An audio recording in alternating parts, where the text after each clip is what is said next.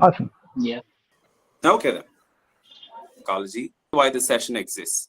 We have an amazing lineup of insights and some much needed life. We've got you covered. And less lost sites and some much needed life. We've got you covered. And less lost. And hey, that's progress. Mix of excitement, confusion, and Neha and Dr. Deepan. That's progress. Mix of excitement, confusion, and Neha and Dr. Deepan, who'll walk this. So over to you, Dr. Deepan and Dr. Project the slide. So over to you, Dr. Deepan and Dr. Project the slide. Thank you. Thank you. Snega, I'm ready to see this slide. Snega, I'm ready to see this slide. Is my screen visible? Present a view. You might have to. Is my screen visible? Present a view. You might have to. Yeah. Now it's fine. Yeah. Now it's fine. Yeah. Yeah, Snega, it is Yeah, like it's visible. Second year PG, MD Pharmacology. Snega, it is Yeah, like it's visible. Second year PG, MD Pharmacology. So some of you might be feeling overwhelming with but a never-ending presentation. But don't worry, we all have been there. Okay, we all have been there. Okay. So I'm here to give you a roadmap to be eligible for the final MD examination. What are the certificates needed? What are the what are the certificates needed? What are the thesis presentation? Stepped into MD presentation. Stepped into MD pharmacology. They are going to be pharmacology. They are going to be GCP is a good clinic mandatory for clinical trial. GCP is a good clinic mandatory for clinical trial.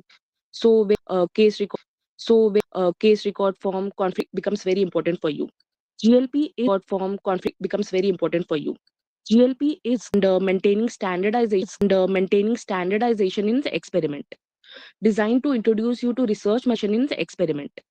Designed to introduce you to research methodology study for your thesis and synopsis. So your thesis is one of the easy also. Your thesis and synopsis. So your thesis is one of the easy also, and therefore responsibility can be challenging. You are expected to present your research work at conferences. So poster is a great way to summarize your research work visually and engage with the expert. Whereas paper is a now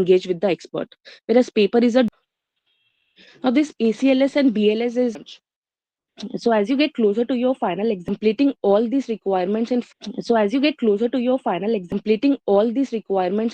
within the first 6 months only. Many colleges, medical colleges conduct first 6 months only. Many colleges, medical colleges conduct Swayam app, do all the assignments on 50%. So it is quite easy.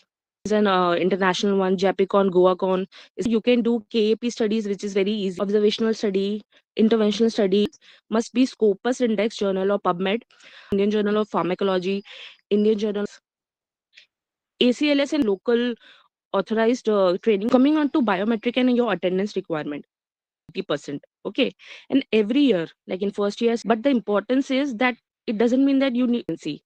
In some colleges, they follow the rule that they may be accumulating all the CL, and at the time of their final exam, they may be using as a periodic leave.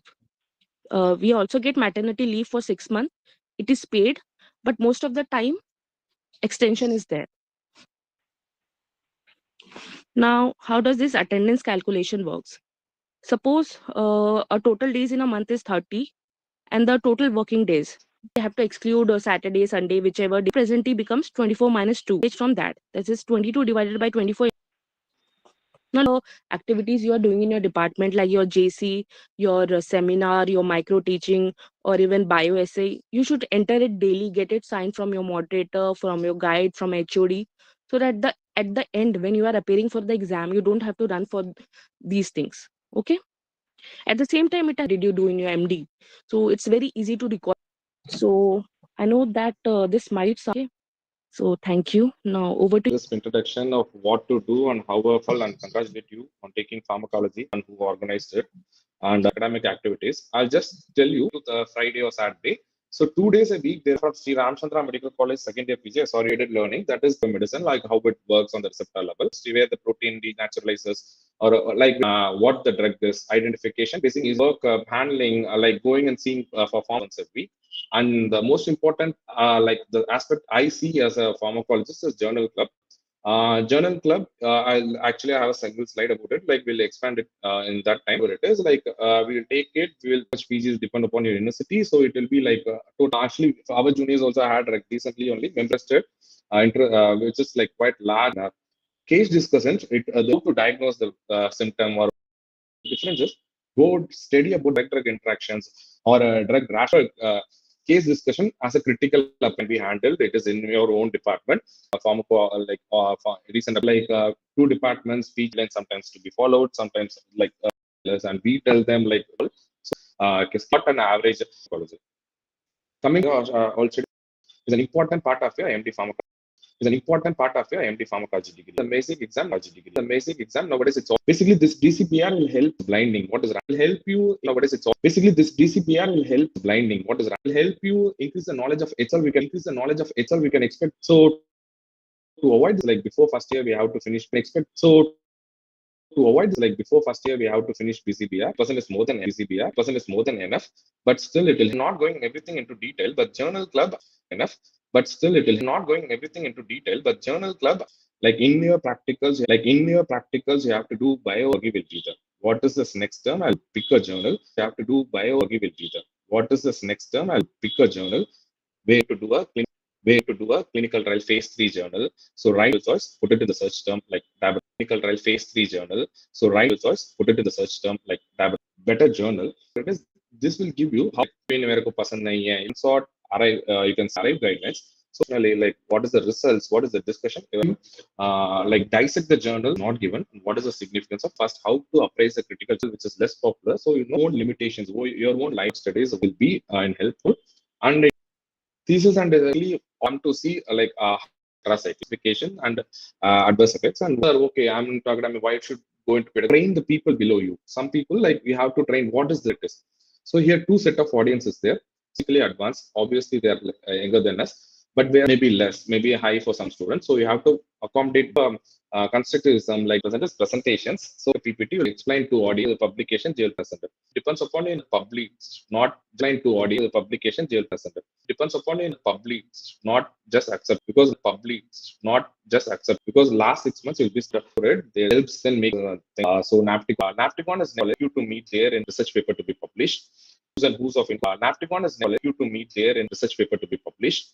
Who's and who's of industry there. Who's and who's of industry there. Dr. Sakaham from be present there if you are interested in industry. If I industry there. Dr. Sakaham from be present there if you are interested in industry. If I it will be posting in it is hosted by my it is all in levels like one from my internal medicine to accordance with the recently passed out question papers. Like we have of pharmacology in and you're all NMC recognized. It is points are awaited. You can't forgive me get into we will able to Sure.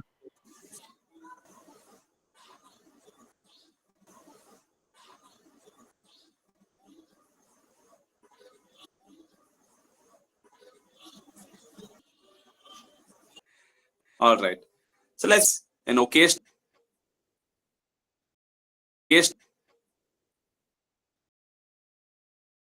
Can you see the slide, President?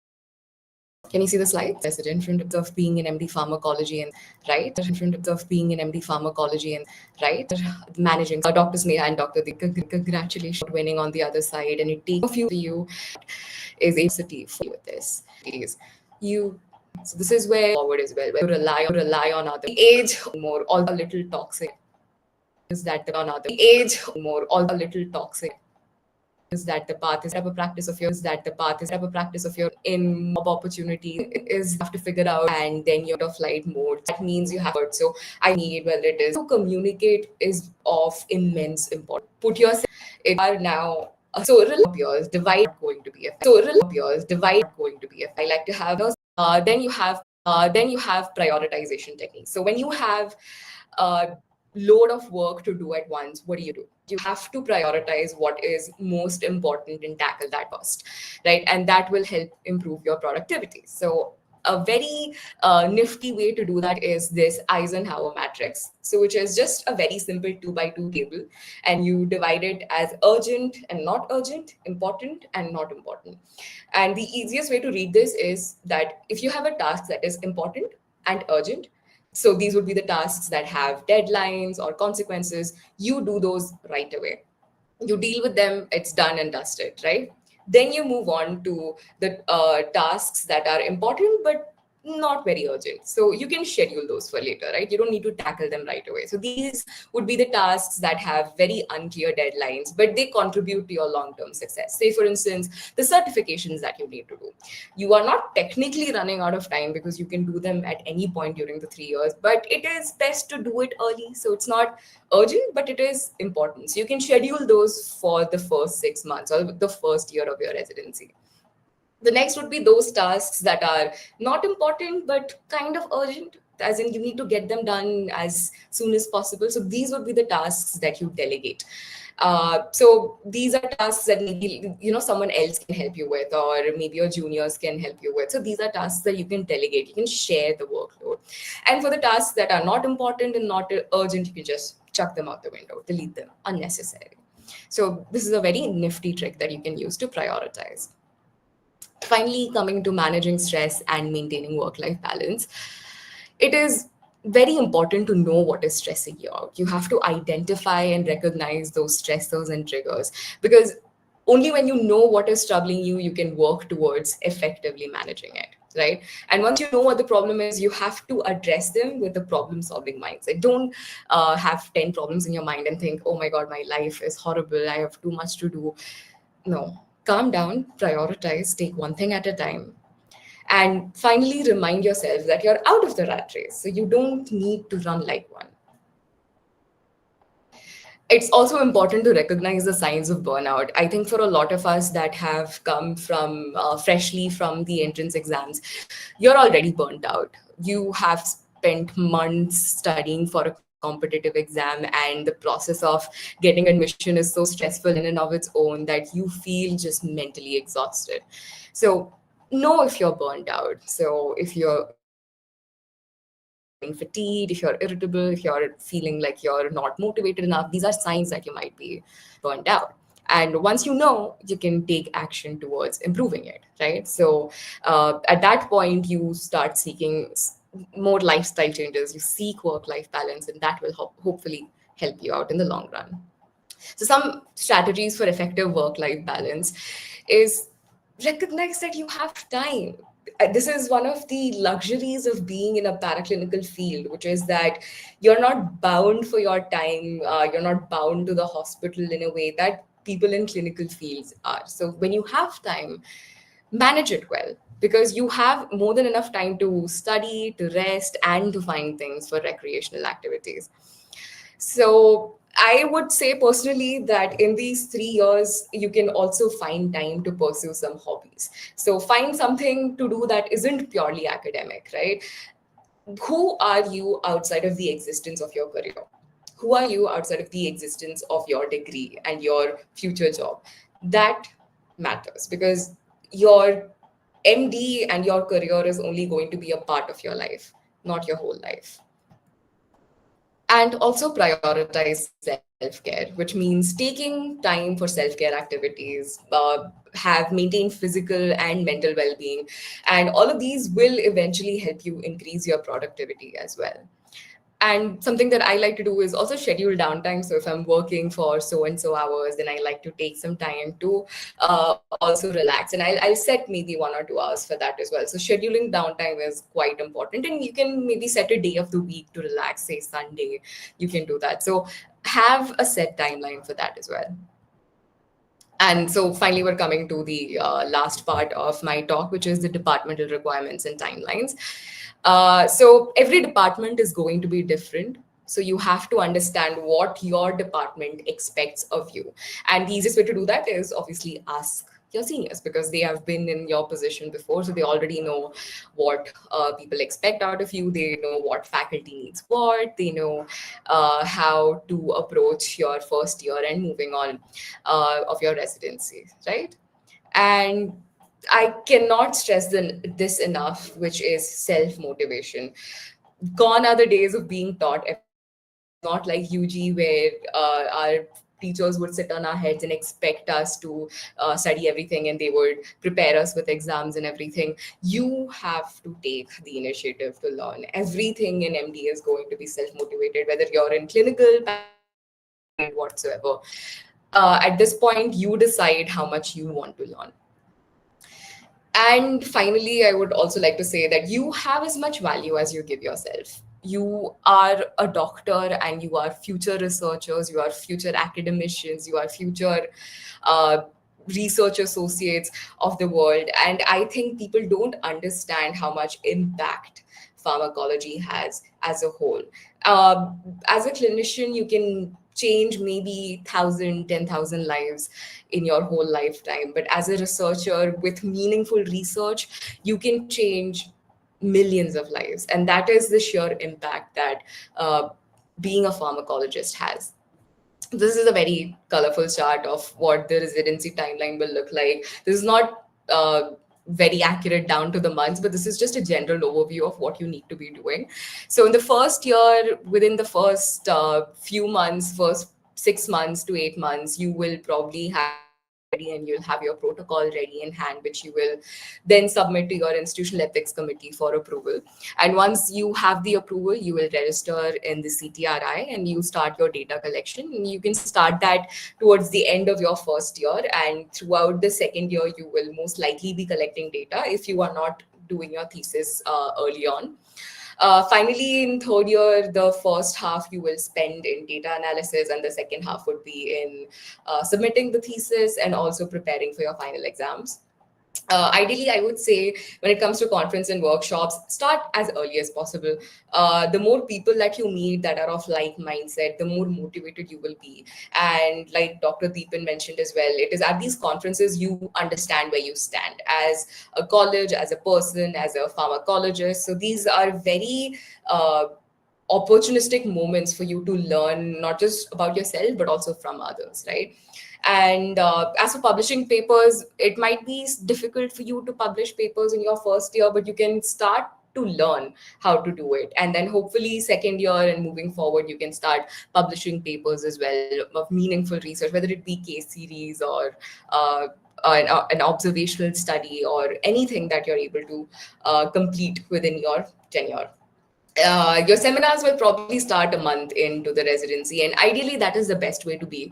The more seminars you give, the more adept you will be at speaking in front of a crowd, at being asked questions and how to tackle the difficulties that come with presenting in front of a crowd, right? And then your logbook and portfolio has to start right away. You have to maintain it till the end of your tenure, and you have to submit it at the time of your final exams.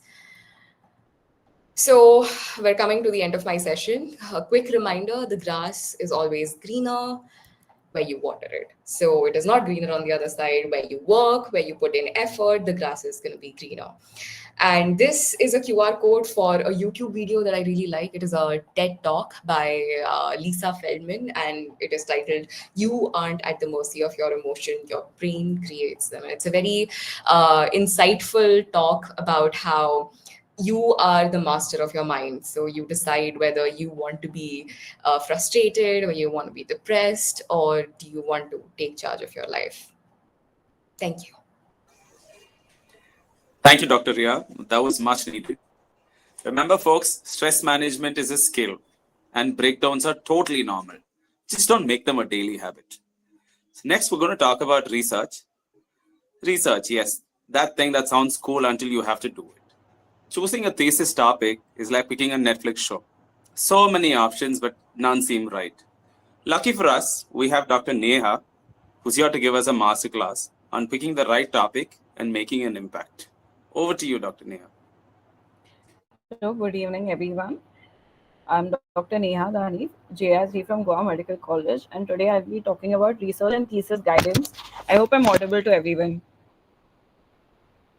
Hello? Yeah, you are audible. Yeah, Yeah, okay. yes, Yeah. you are. Okay, good to know. Okay, so moving on to the MD Pharmacology curriculum, since you all are starting, I just wanted to, introduce what the curriculum. Apart from that, your systemic pharmacology, which is going to deal with how the drugs are basically going to affect your different systems. Then we have your clinical pharmacology, which is going to involve your therapeutic drug monitoring, your pharmacovigilance, and your pharmacoeconomics. And then we have your research methodology, which is something that you need to master to improve your CV. Apart from that, you have to master your practical and lab skills in order to improve your analytical skills. Apart from that, you're also going to be doing teaching and rotational posting or your DRP. Rotational posting would be you'd be posted in different departments if your college lets you do that. Now, there are certain key characteristics of good research in MD pharmacology, which is going to set you apart from your peers, because at the end of the day, that is what matters, right? So, first, we have our clinical and scientific relevance, which is the research should actually try to fill an existing gap or to address an existing gap, whether it be your gap in drug efficacy or safety study or drug utilization study. And then it has to meet the ethical and regulatory compliance, and it also has to be structured and scientific. The methodology has to be scientific in order for it to be accepted in your good journals. Apart from that, you have to use or try to incorporate real world evidence as much as you can, and try to make sure that your data is generalizable because of that. Apart from that, it has to be, you have to make sure that you have a good methodology so that you can actually prove the integrity of your data, because it's very easy to catch manipulation. We feel like we can manipulate our data, see as sample size is 1000, do 800 and then manipulate 200. It's not going to give you a good result at the end of the day, and finally you're going to feel a bit guilty.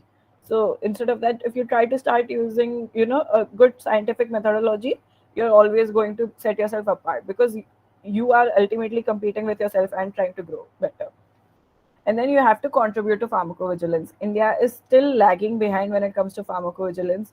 There are different departments, different hospitals that still do not comply to what is required for pharmacovigilance and to further the study. So basically, you have to try to contribute to it as much as possible. Apart from that, your research has to be novel and innovative.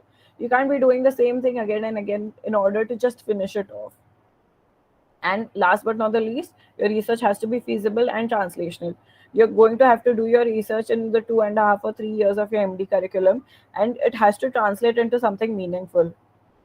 Apart from that, the most important characteristics of good research are going to be, it has to be approved by a guide or approval at the synopsis meet, and the topic should not repeat in the last 5 years and other university norms.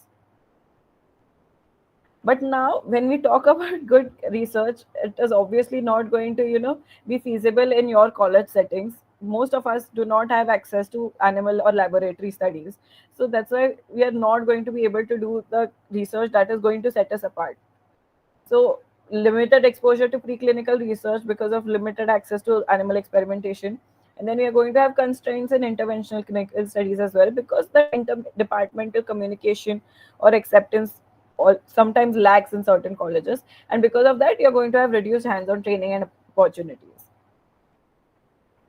So there are certain strategies that you can develop to overcome these research limitations.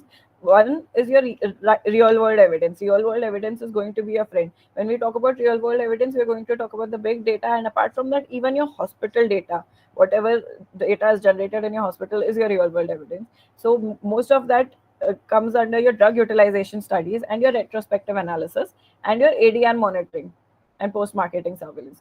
Whatever we are doing right now, whatever study we generate or whatever monitoring we do after the drug is released in your phase 4 trial, that is your post-marketing surveillance, right? I hope that basic concept is clear with everybody. So observational and retrospective studies and exploring pharmacovigilance and drug safety studies. These are going to be the two main things that you can do when you do not have access to animal experimentation. But when it comes to drug utilization studies, there are certain limitations. First, being that the drug utilization study is going to be descriptive in nature, it's going to be mostly observational and is going to lack causality. And because of that, the data quality and accessibility also is going to be affected, because it is solely going to be based on medical records. And as a result, the scope of those studies are going to be limited.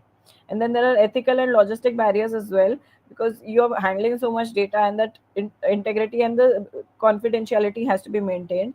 And apart from that, drug utilization studies, you can't ensure that they are going to be generalizable, because it does not represent the broader trends in the country. When you're doing drug utilization studies, say in your ward, in a department, it is only going to be generalizable in your department, like the 1,000 sample size or 500 or 800. It is going to represent the trends of the ward, but it's not going to represent the trend of the whole nation.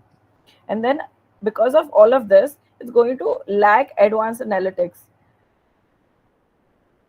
So now there are certain strategies that you can use to overcome limitations of drug utilization studies. First is you have to expand your research objectives. Don't just restrict yourself to prescription pattern. Try to integrate as many factors as you can possible, such as patient adherence or clinical outcomes wherever feasible. And then you have to try to strengthen your data collection methods. Don't just restrict yourself to you don't just restrict yourself to whatever material you have in your word and just put it on as it is in your data entry. You have to try to strengthen your data collection method as much as possible. You have to use standardized tools such as WHO drug use indicators, or even your INRAD indicators. And then you have to incorporate inferential statistical analysis, which means that you have to try to incorporate like you have to make your data as good as possible so that you can do actual statistical analysis on it using softwares like SPSS. And then you have to try to collaborate with different clinical departments, and you can also try to collaborate with pharmacies to make sure that your drug utilization study can expand into a cross-sectional survey to complement whatever qualitative or quantitative findings you have. And apart from that, you can incorporate different qualitative aspects. Like with the drug utilization studies, you can conduct interviews or focus groups for getting perspective on the different drug use patterns, or if there is any barrier to whatever rational prescribing practice is occurring. Like a lot of times the doctors do prescribe certain medications, but because of a barrier, the patient is not going to adhere to that. So you can incorporate such different practices as well.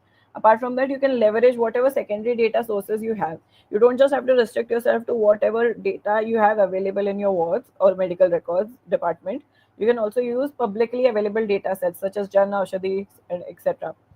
And then you have to explore the digital tools to streamline your data collection and reduce errors. You can't just restrict your data analysis to Excel. Apart from that, you have to integrate pharmacovigilance wherever possible, which is your ADI monitoring or your drug safety assessment. It adds to the clinical relevance of the study. Moving on, we have to try to to overcome our research limitation, we have to try to collaborate as much as possible. Like I said, you can collaborate either with different departments, or you can collaborate with pharmacies so that you get a multidisciplinary project instead of a just typical prescription pattern.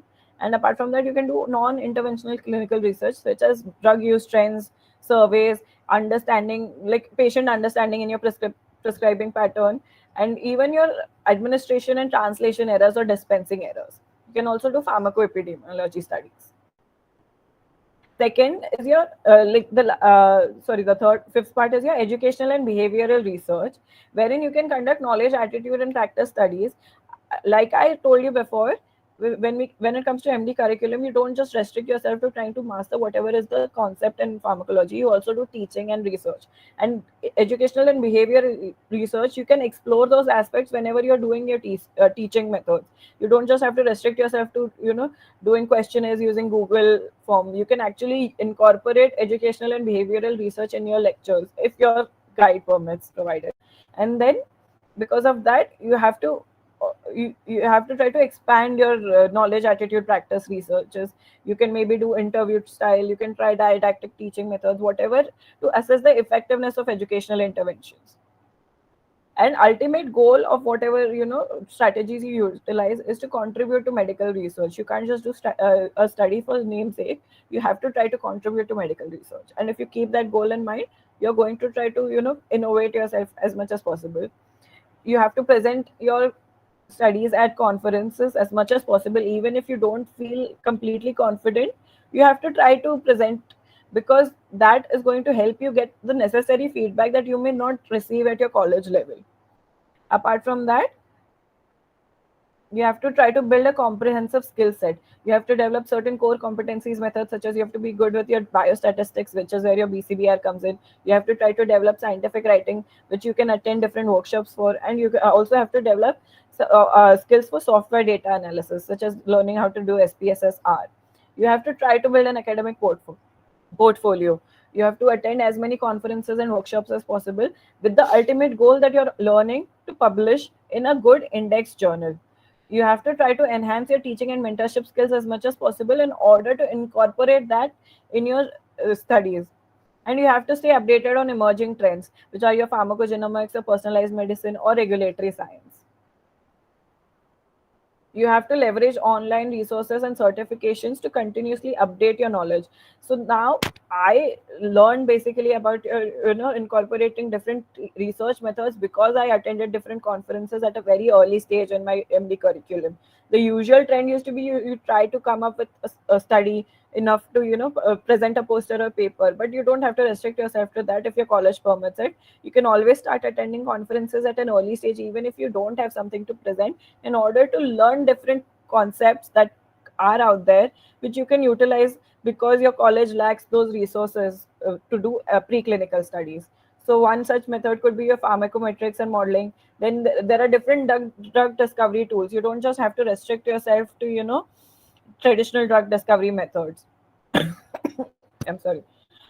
And then there are different signal detection studies which are basically used for adverse drug reaction monitoring. Then we have your post-marketing surveillance. There are different ways to do that, different approaches, and you can try to learn how to do that in order to develop skills for your pharmacovigilance ultimately. And you have to learn how to do systematic reviews and meta-analysis, which is again a fourth methodology that you can develop to overcome the lack of preclinical research resources in your college.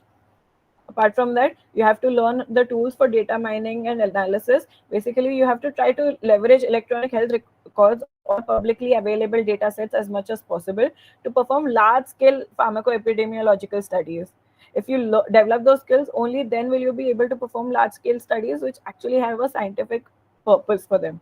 And then you have to try to keep up with different ex vivo models as well, which again, there are these resources might not be available in your college, but you will be exposed to them when you attend different workshops, which is why you have to start early and you have to network as much as possible to get into these workshops and know about them. Ex vivo models would be your studies done on isolated tissues or cell cultures.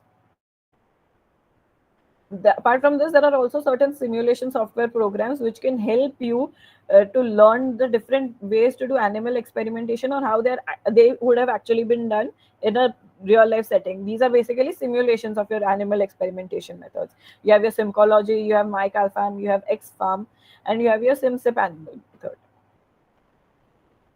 To conclude our presentation, first you have to try to identify research lacunae as much as possible, wherever possible. Now you know that you have some limited resources and you can only restrict yourself to drug utilization studies or teaching methods. You have to try to identify wherever there is a research lacunae and try to come up with methods in order to excuse me, sorry. Can you mute yourself? Whoever's, yeah. So you have to try to identify the research lacunae in order to contribute to the medical field. And then you have to overcome research limitations through different innovations such as collaboration with different departments or pharmacies. And you have to maximize whatever resources you have in your hand. You don't have to just you don't have to let yourself down thinking you don't have resources to animal studies, so you're not going to be able to do a good, effective study. You don't have to restrict yourself to that mindset. And you have to leverage computational and interdisciplinary approaches wherever possible. Basically, collaborate with different departments, collaborate with pharmacies in order to expand your drug utilization studies wherever possible. Thank you. Brilliant insights, Dr. Neha. Thank you. Next up, we'll be talking about the art of medical research. Research isn't just about finding data, it's about avoiding disasters. From statistical nightmares to oops, I forgot to add references, there are many pitfalls. Luckily, Dr. Paras is here to teach us the secrets of good research execution. Take it away.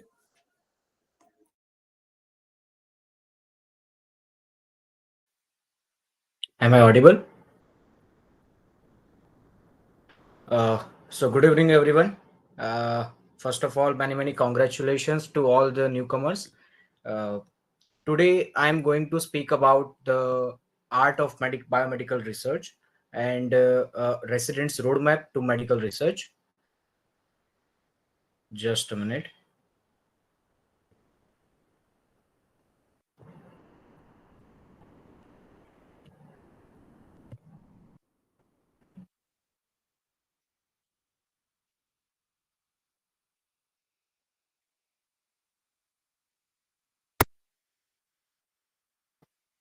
Screen is visible.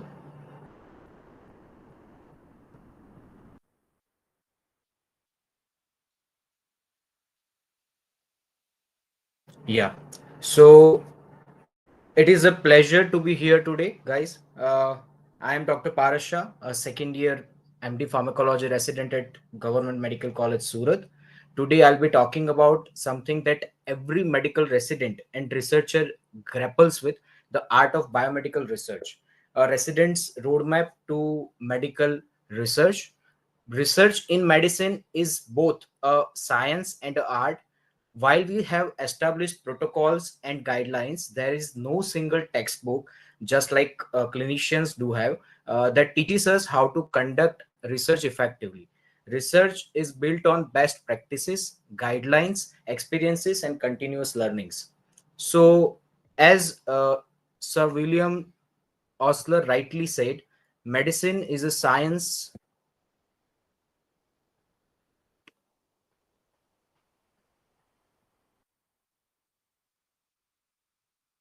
Medicine is a science of uncertainty and an art of probability. As I said earlier, unlike clinical practice, research lacks a single textbook. It is built on guidelines and best practices. Uh, though this session is about research methodology and art of research, we'll be splitting this into three major portions. The first, how to execute research effectively, so from defining to a research question to publication. Second is strategies for success, time management, like literature review and effective publication. And the third, common pitfalls which one should avoid. Let's dive into the first part, execution of research. So first of all, there is first question is defining a research question. Every great research study begins with a well-defined research question, but how do we ensure our question is meaningful and practical? So to create a strong research question, we use this 5W 1H criteria, and another is final framework. So you have to have that idea that which question, like the question you are thinking about is feasible, is it is possible to carry out the research about it, is it interesting. Third, is it novel? Like you need to avoid those topics, those areas which are already established or already discussed in the research earlier. Then is it ethically accepted, and lastly, is it relevant or not? After that, you have to have that idea that whether this research idea about like whatever research question you have formed is like what is it is about, then where will it be carried out, when will you carry out, and why do we need this, and how will you carry out this 5W1H framework and final framework. Both will help you a lot.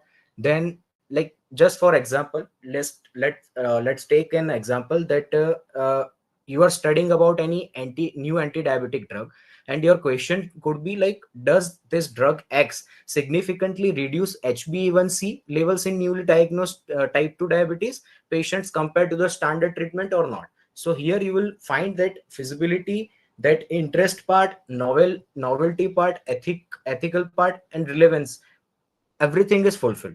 So you need to have that idea that anything you are talking about or you are thinking about, does it follow final framework or not? Let's switch to the another thing, that's execution, design, and methodology. So basically, the once we have a strong research question, the next step is designing the study correctly.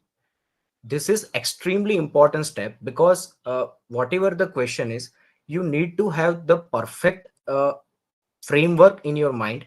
You need to have that perfect design in your mind to get the perfect result out of your entire research.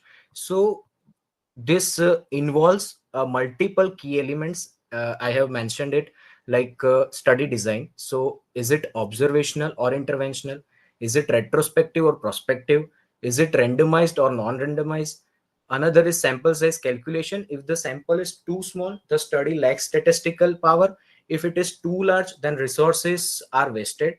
Third is population selection. So who should be included? Like inclusion and exclusion criteria should be up to the mark. It should define the scope of the study. Fourth is ethical considerations. Research must follow ethical guidelines, ensuring patient safety, informed consent, and IEC approval. Fifth is data collection methods. Will we use surveys like clinical trials or laboratory testings? Then the data analysis part, which is choosing the right statistical tools, avoiding biases, and ensuring valid conclusions.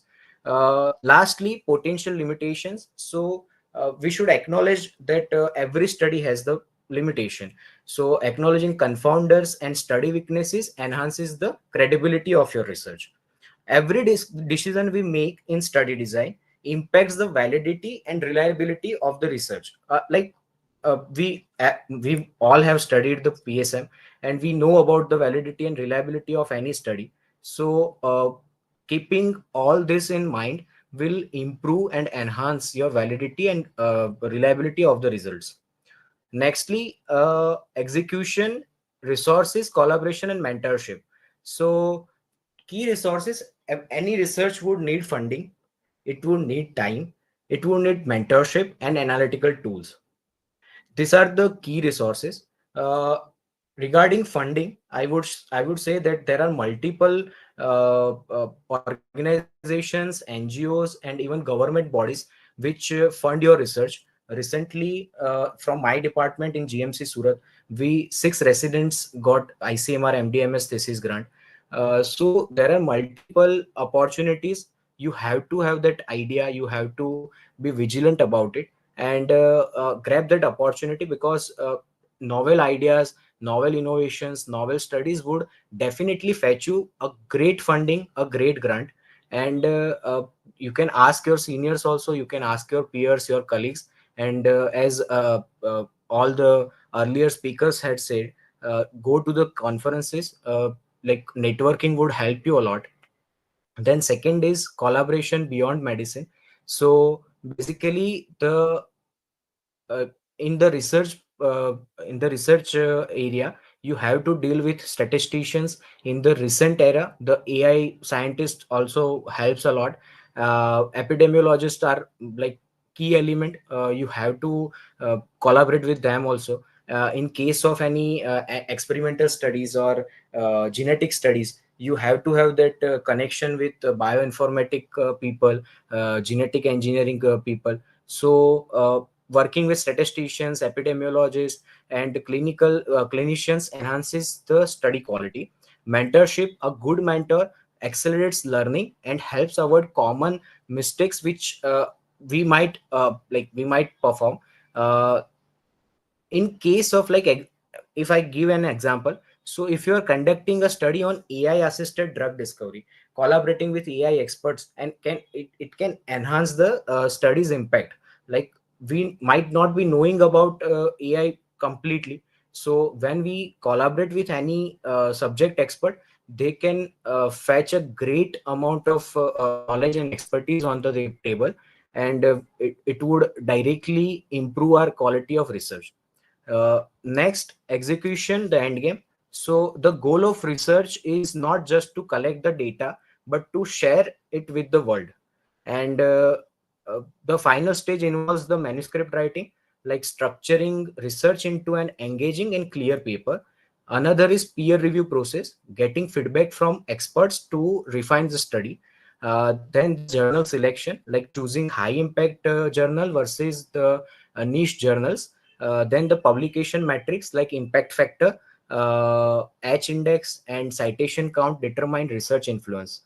You might be knowing about Lancet, BMJ, NEJM. This all journals are like they have got a great impact factor. Their scholars have got a great H index. You will get to know about this criterias, this factors later on. But metrics would help you to publish in a great journal, because each journal, like the journal's impression would also affect your research quality.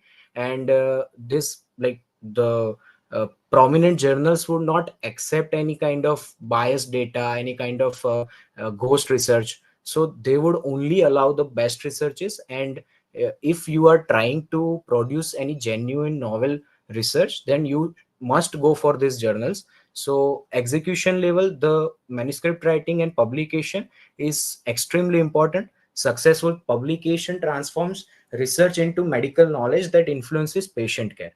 Now, sixth is strategies. So uh, in the strategies, planning and time management is extremely important. The method which I use, I would like to share with you, that phase gate and milestone method.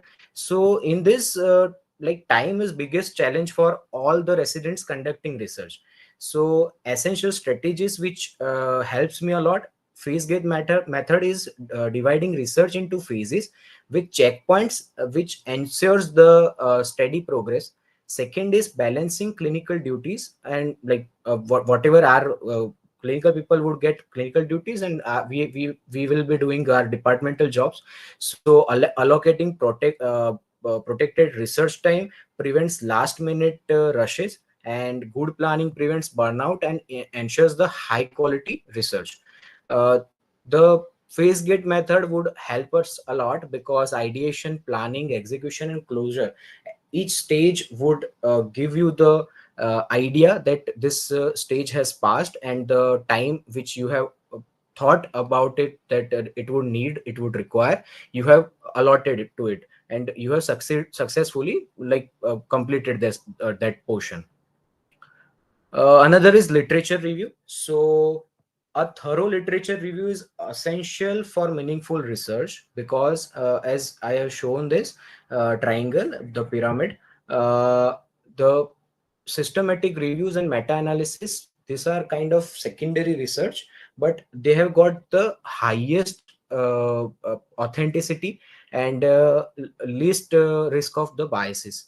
So preparing robust study design, pre-publication, meta-analysis, systematic reviews, these things are very important when you are preparing for any research, because literature review is the sharpening your knife. And without literature review, like, you cannot even uh, get to know that which portion is missing, or where is the research gap, where the research gap lies. So you have to have that literature review strategy in your mind. Then the publication and presentation. So crafting a concise and impactful research paper. So publishing research is an art in itself. Key elements are that clear and concise writing. You should avoid the jargons during writing a research paper, and ensure the clarity in the research paper. Effective data visualization, graphs and charts should simply like simplify the complex findings. You have to have that idea, and you have to present the data in such a manner that that complex data you can just elaborate, you can just explain into the graphs and charts. Well presented study is more likely to be accepted and cited, because the as a researcher, the acceptance of a journal and like your research paper would be accepted or not. And after the acceptance, after the publication, the citation is very important. These things would decide your H index, and the H index as an individual scholar, individual researcher, would fetch you many other opportunities also. So let's switch to the pitfalls. So what are the pitfalls you should avoid? So as I said earlier, the first is insufficient literature review. Insufficient literature review would lead to redundant research and risk of duplicating research, missing critical insights. Then unclear objectives. So if you define goals poorly, then flawed study design will fetch you inconclusive results. The GIGO principle would be followed, garbage in and garbage out. If methodological errors are there, then biases, misinterpretation, confounders, p-hacking would be there. P-hacking is like when data is not significant, but if you are like forcing it to be significant and you are manipulating the data, then it is p-hacking. Then the time management challenges. So we all know that student syndrome, Parkinson's law, when you like rush at the last moment when deadlines are reaching, and lastly the crunch and burnout, you will face this whenever you are doing research. Basically, we all do dissertation, but apart from dissertation, why this research is important? Because gradually India is moving toward the R&D sector. Like India is investing tremendously in the R&D sector in each field, and research is something like it is very boring thing. Uh, if someone loves research, then trust me, he is an abnormal person. So if something is boring and you are giving your best in it, then the chances of like being successful in it, getting money out of it, is tremendously high. So research area is like, if you s in it, then just trust me, everyone would need you, that please come here and do research for us. Lastly, you would need this, get a screenshot of this slide. These tools I use for my research is, first is literature search. PubMed and Scopus are both like conservative, and we all use it. But Research Rabbit, Connected Papers, Elicit are excellent tools for literature search. Then writing assistants, ChatGPT is already there, but WordTune, Bard, even there is one Chat RTX of NVIDIA. It is also very good tool. Grammar and paraphrasing, Quillbot, Paperpal, and Grammarly. Citation Manager, I would personally recommend Mendeley, but Zotero is equally good. Illustrations, the BioRender is excellent software. You can use it. Dr. Harshad has even put the link in the group description also. Data, if you want to analyze the data, and the data is quantitative, then the software R, SPSS, and JASP is very good. Data, if it is qualitative, then Atlas, NVivo, and Otter. Productivity, for the productivity, Notion and Trello are very good softwares. And manuscript writing, the LaTeX software is very good. Obviously, LaTeX is kind of coding software, so not everyone would be like comfortable with it. But yeah, if you want to learn and if you want to use that software, that is excellent software, because it is dedicated for the manuscript writing only. So lastly, research is an art as much as a science. It requires curiosity, resilience, and strategic thinking.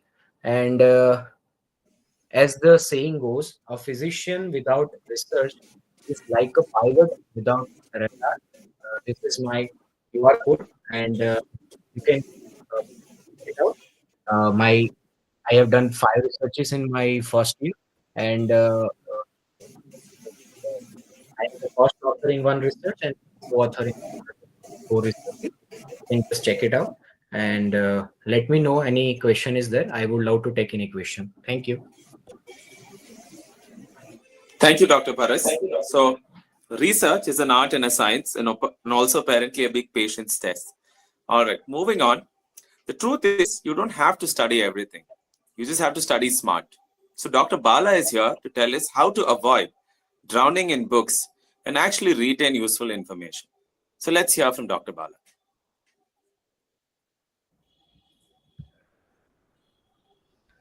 Hello guys. So once again, congratulations for your success in your entrance exam, and welcome to the family of pharmacology and the family of All India Pharmacology residents. So coming to the topic, first, Ria, it is very bad. Going beyond books is good, but we should go beyond books only after we master the books, which is the foundation and fundamental. So let's start. One second. I think I'm not presenting the screen yet.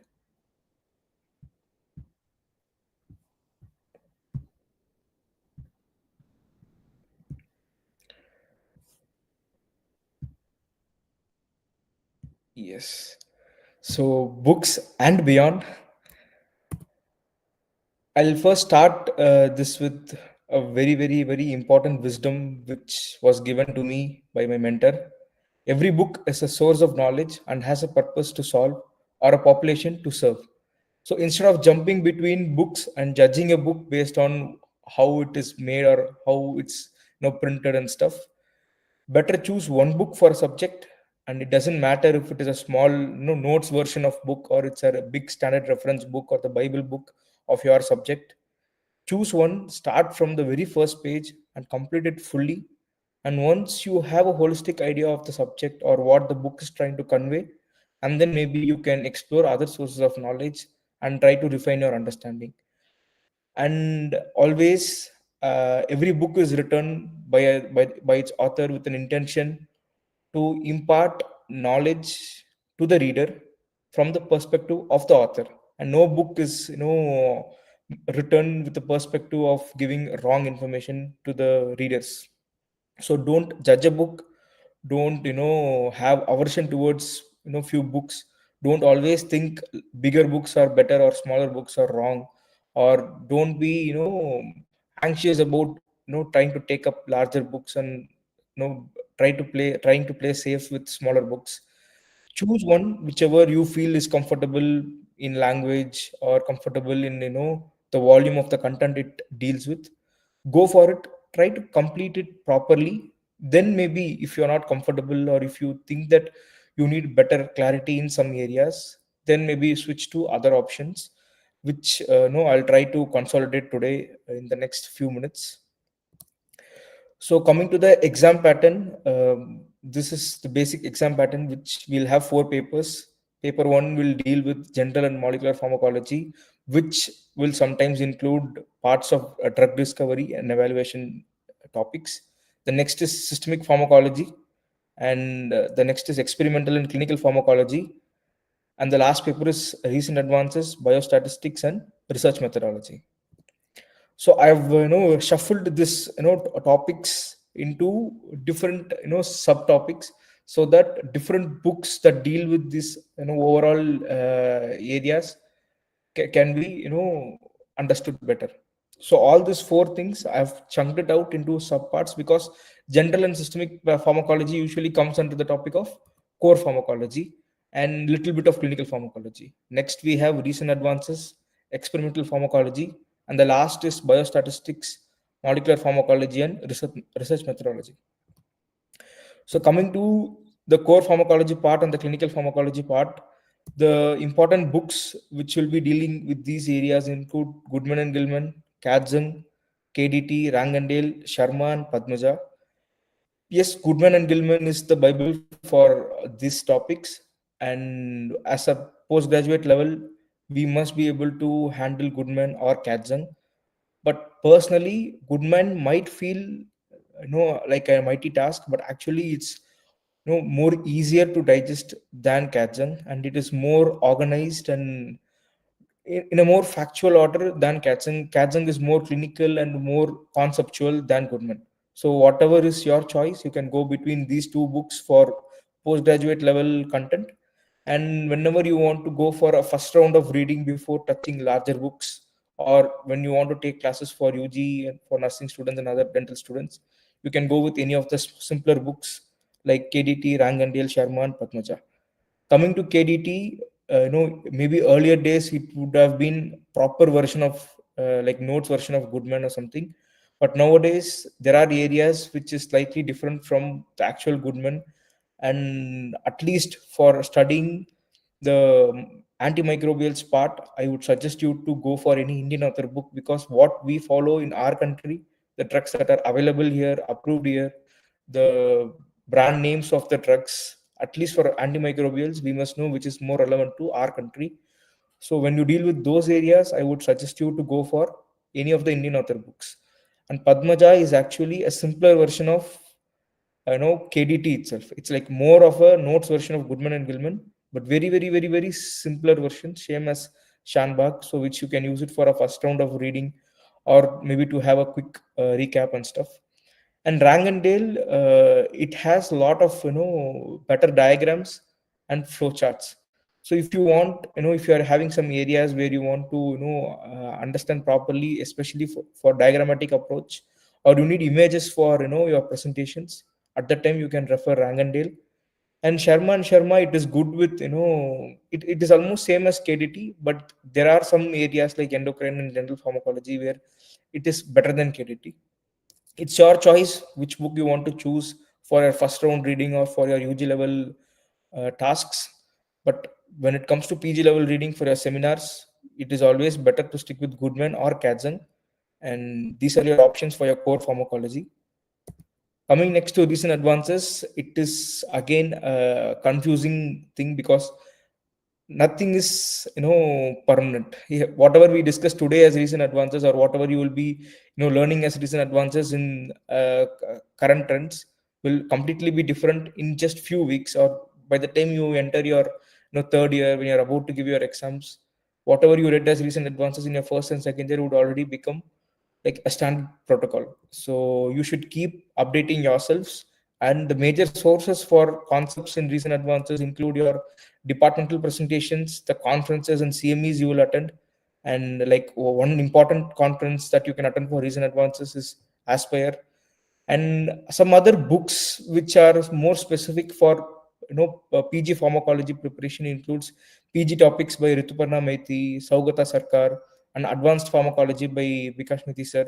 These books have some areas which deal with recent advances system wise, so you can buy whatever is the latest version of these books, or maybe access the soft copies and try to cover up the recent advances. But other than that, mostly trying to attend conferences specific for recent advances will be more useful.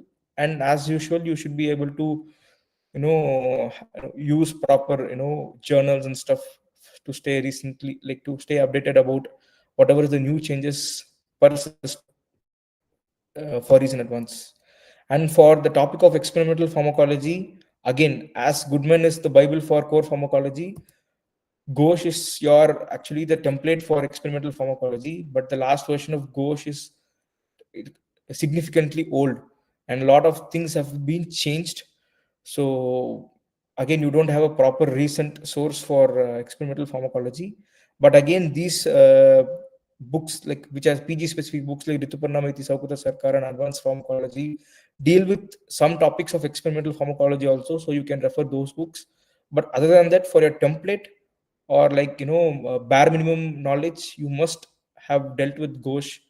Or for some areas like animals specific topics, you can use Kulkarni.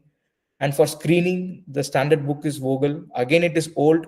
The latest edition is a bit old, so there have been a lot of updates. So you must always use literature to add to your presentations or your content for your better understanding of the experimental pharmacology part. And again, Bikash Mehti sir has written one more book for experimental pharmacology, which is a very, very good notes version. And there is a book called S.K. Gupta Screening Methods, which is also very good, and it covers almost every screening topic which will be necessary to be prepared for your exam. Next, coming to biostatistics, molecular pharmacology, and research methodology, it is very, very, very, very vast and non-specific, and you should be able to grasp these things from different aspects which you will be covering from right from your day one till the last day of your residency, which includes your thesis process, where you will be trying to understand some aspects of how to write a protocol, components of protocol, bias, and statistics which will be relevant to your own thesis.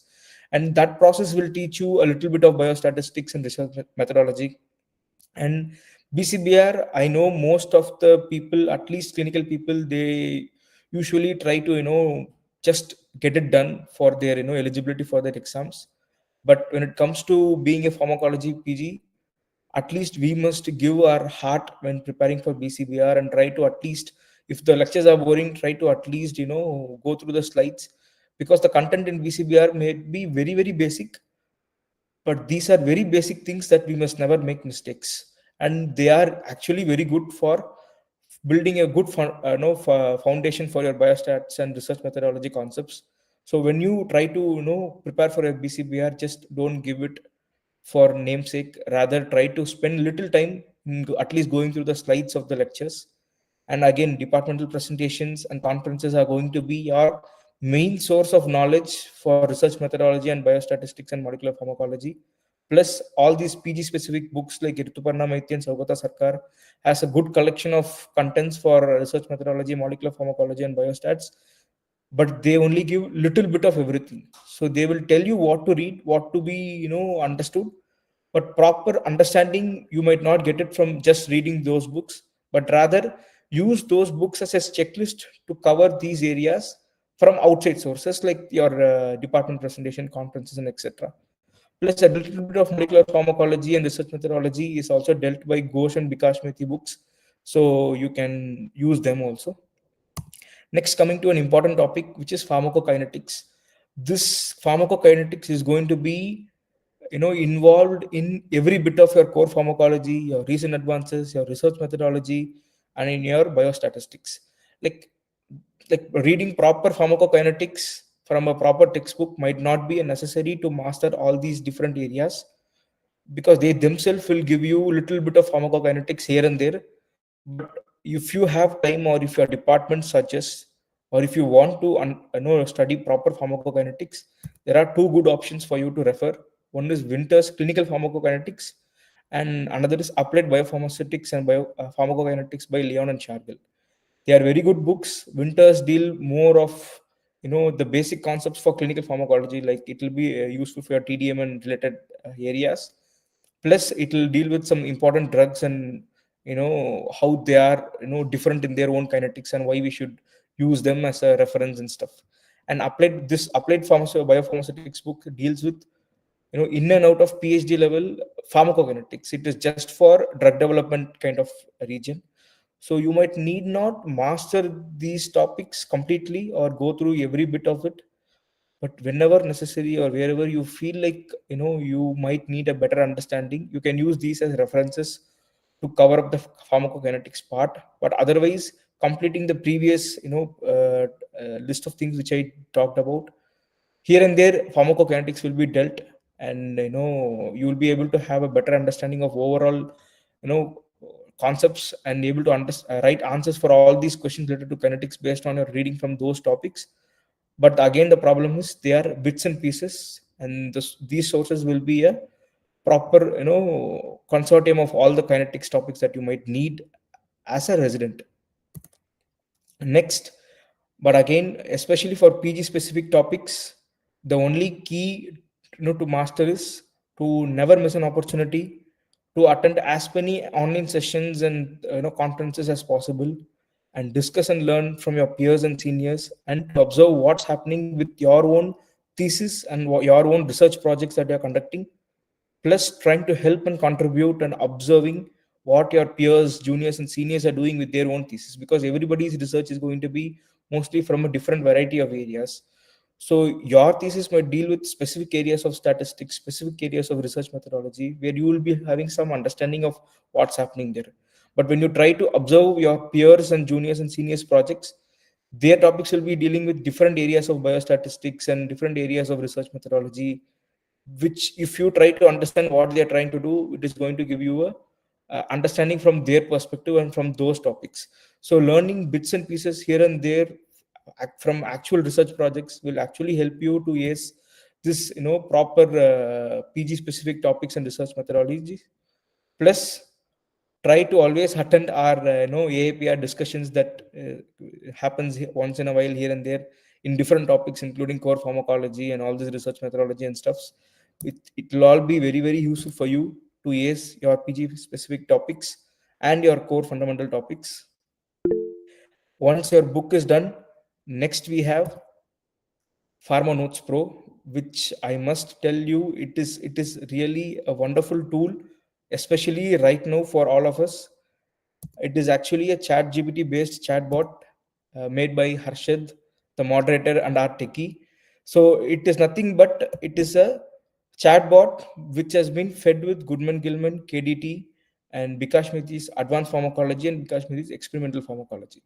So what happens with usual AI resources or online resources is sometimes we cannot be dependent on them, because the resources they'll be giving us, the answers that we get from them might not be from our own references that our department expect us to answer from, or it could be not a reliable source of information. So the advantage of PharmaNotes Pro is it only answers from these 4 specific sources, and it will not go here and there outside this its knowledge. So we will be able to get information which are more and more, proper, references for us in our level. So our answers that we get from PharmaNotes Pro is going to be very, inside what we have to deal with, the books that we are supposed to learn from. Plus, since it's a chatbot, we will be able to, tailor the output according to our needs. If you want, you can get it out as a tabular column, you can get it also as a essay question format, you can get it also output as a bulletin point, or you can get the output as, proper essay answer. Whatever you want, you can feed in Q banks and you can take it out, and it is going to give you answers only based on these sources. So when you use those materials to answer in your exams, to reply or to respond or to make your presentations, it is going to be a proper, reference and not bizarre information from here and there from the internet. So this is a really, really good source. I'll explain you how to access this, but you can add this PharmaNotes Pro to your ChatGPT account, and you can use it free and you can use it unlimited depending upon your ChatGPT availability. But yes, this is going to be a very, very important source for you. And next is, there is also KDT Notes Pro, which is exclusively based on KD Tripathi. So it is again notes generator based out of KDT in ChatGPT. You can add that also to your ChatGPT profile. So when you use KDT Notes Pro, it is going to only talk from KDT level. So it is not going to talk beyond KDT. And hence, for your departmental tasks, which will be, expected to be done like in a UG level content, it is going to be very helpful for you. And yes, next we have Dumb PPT Notes Maker, which I think Harshad will be explaining you the utility of it. And 3 important chatbots that you must immediately add it to your ChatGPT profile and start abusing its utility. I've dealt with. Next, we have Database Pro by none other than myself. So I'm an ordinary pharma PG with OneDrive and Wi-Fi access. So what me, along with other AIPR friends, what we did was we started downloading and collecting all the resources that was usually available from AIPR's group, where you people, whenever other colleagues, when we make PPTs and when we make notes, we started sharing each other. And all these was here and there and unorganized. So what we started to do is we started downloading all of this and started organizing this into different sections and folders. And now we have a very, very large collection of books, PPTs, notes, lectures, and recordings of different conferences, recordings of the discussions that we conduct between ourselves into the cloud. So anybody can access this through opening the group description, where different links are posted.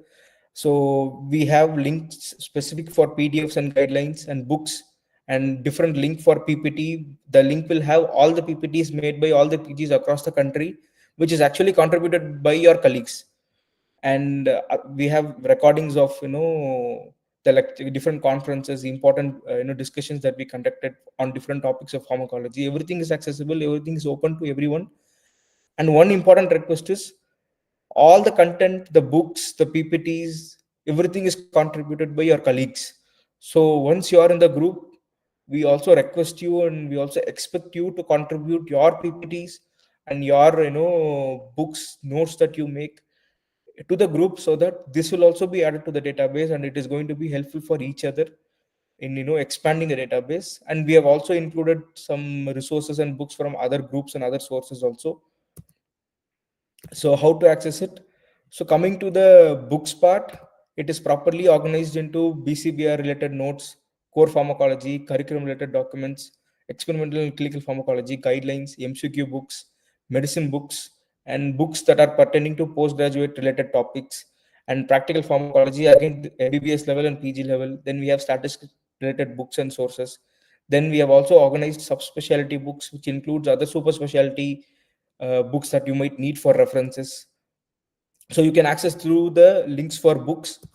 And we also have collection for all the PPTs into different folders. And mostly the PPTs are organized into different folders, so which it will be useful for you to access. But sometimes in at times when there is no time for downloading a lot of PPTs or for organizing a lot of PPTs, or when there is no clear-cut idea that this PPT belongs to which folder, it is also openly put into a common folder. So it's better you search and find out the PPT that you might need, or you can navigate through the folders and find out the PPT that you will need for any emergency preparation or any for any references when you have to make a PPT in the last minute, or just when you want to read some topic, you can just read it, and everything is open access. Anybody can access it. But there is a few glitches that we have been noticing in the last few months when people try to open it. So the general idea is always prefer Edge over Chrome over Safari to open the link. And next is, if you're trying to open these books and PPTs, you sometimes you will not be directly able to open it, especially when you open from your phone. So when the preview is not opening, it means that maybe you are not signed in, or you might not have a OneDrive account, which is a free account. So what you can do is, instead, when you want, because the link is only view only link and not edit link, because we didn't want people to be able to edit or delete the files. So what you can do is, when you're not able to preview some files, you can download it, then edit it, and then use it for yourself, or download it, then view it and use it for yourself. And make sure, mostly whatever browser you're trying to open in, it is a signed in browser. And if you want to preview files, if the preview is not working in your mobile, better you switch to your laptop or a PC to open your files for previewing, or you can use desktop mode in your browser and try to preview. And if you do that, the preview option will be working. Next is, thank you. Great strategies, Dr. Bala. So remember, guys, study smart, not hard, but also study.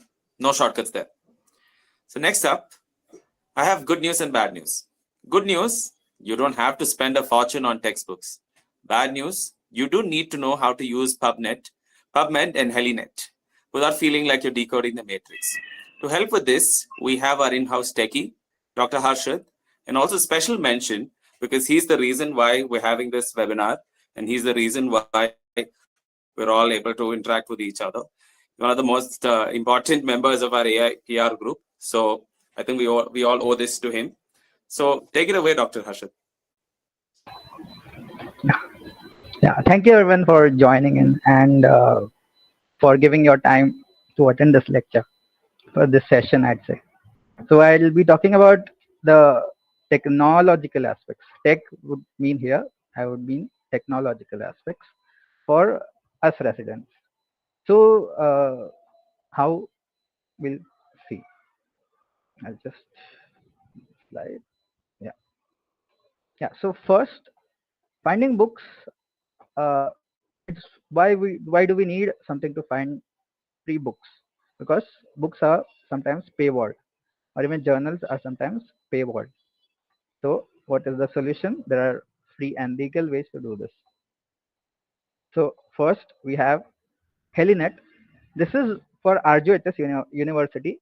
However, they have kind of made it open for all. Even they may not know it, but it is open for all. So if anyone makes an account there and just puts any random Karnataka Medical College as their own college, it will show up as your active account, and you can access on HeliNet. Next, several journals, they are actually open source. That is, you can access for free legally also.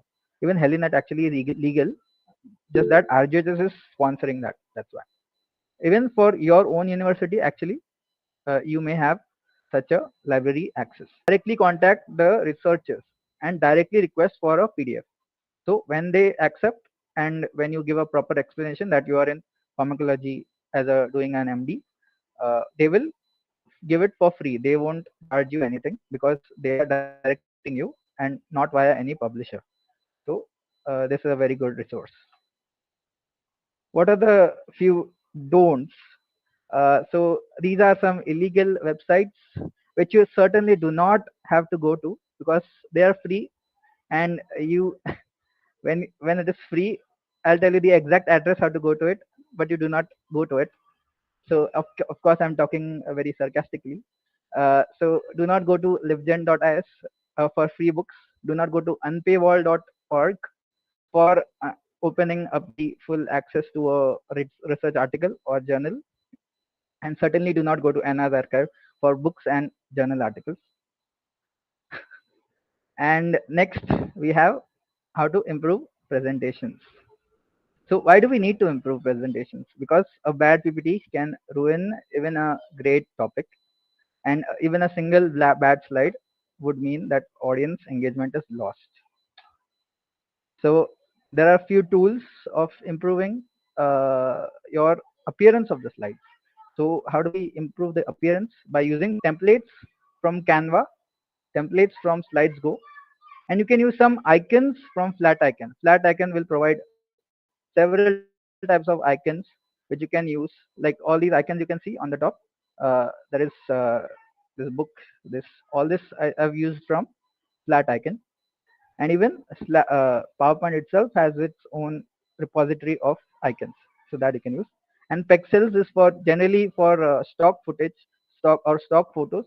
Generally for pharmacology we may not require, but when you're doing a research presentation, sometimes it might be required, or when you're doing a company presentation, for example, you can use a stock image from pixels. So in a good slide, what is the anatomy of it? So there should be minimal text, and that minimal text will have maximum impact. So each slide will have only one idea, and that one idea can be split up to 7 lines. You can put 7 lines of PPT per slide, and per line you can put up to 7 words. So this is ideal, but generally I also prefer fewer than that. I prefer 3 to 4 lines per slide, as you can see in this slide itself. And visuals, you should always use, as Dr. Paras said, graphs, charts, infographics that will improve your how data is visualized. And fonts, there should be 2 types of fonts, like only 2 fonts maximum per slide. One for your title, maybe another for your subtitle, probably even 3 can be feasible if it is looking decent. And lastly is your body font. So here I've used the same font for all 3. Just the subtitle font is capitals, and 3 colors maximum. So I'll tell you how to find these later. Next, when you're presenting, you should ideally use your presenter view. I'm currently also using my presenter view. So when I'm using this presenter view, this is how exactly this is what I'm seeing on my computer. So there is next, how many slides are there? I can see what is the next slide. I can see slide notes which I've written. You can see here, this is the script which I can read out, or any points which I do not want to miss, but I do not want to put on the slide, that I can put it there. So this is a zoomed view of the same. Next, when you're practicing, generally in PG you may not get time to practice itself.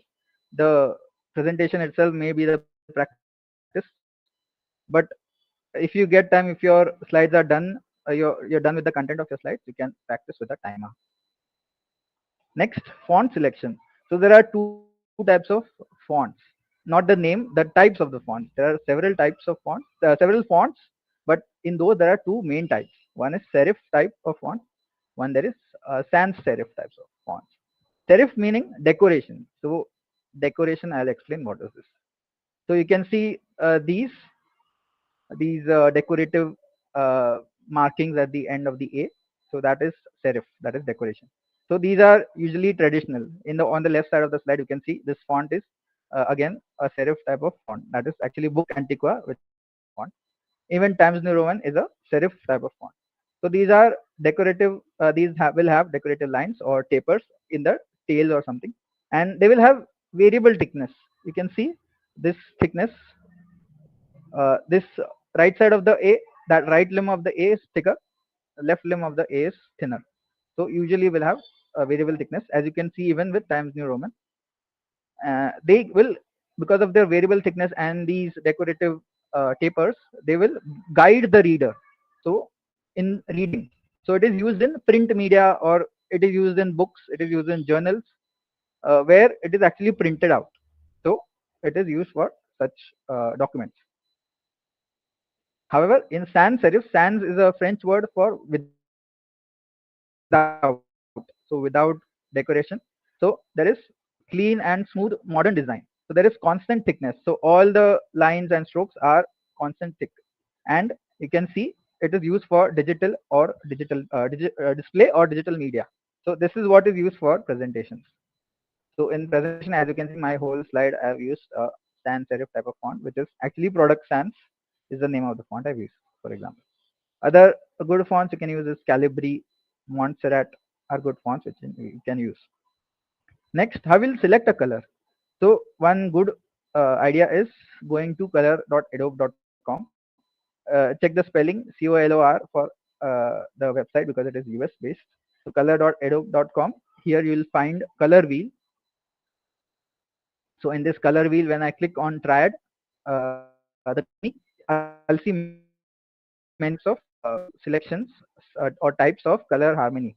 So harmony will tell you can select triad, for example, and triad will give you 6 colors. You can choose any 2 or 3 from these, and they are usually very complementary to each other. Even you can use complementary or split complementary, up to you, whatever you have used. You can randomize also, you can change also, or you can also use extract theme. Any particular image you can extract and you can upload it. It will give a color theme for that same, so that you can choose any of those colors and use in your slides. So for example, here I've used these many colors for this PPT. So next is using 3D models. So where will you find 3D models? You'll get it on sketchfab.com, or you can also use the stock 3D models of PowerPoint, but I don't usually like those. Sketchfab has more options, and you can add morph animation to enhance it further. So as you can see an example, I've used morph animation to highlight this. I've used morph animation to I've used regular animation to rotate it, and I've already been using morph animation. Next is using AI, which Bala was saying. Uh, what is dumb PPT donkey worker? So which I created this dumb PPT donkey worker. So why is this needed? Directly, you just copy paste your text or just screenshot your text and just paste it there. It will directly give it in bullet points. This is a screenshot from Goodman and Gilman from RAS system. I've just uh, take a screenshot of this and just upload it to this GPT. It will give that same in bullet points, and I can just copy it in a slide. So it will reduce your time of making PPT severely, like drastically.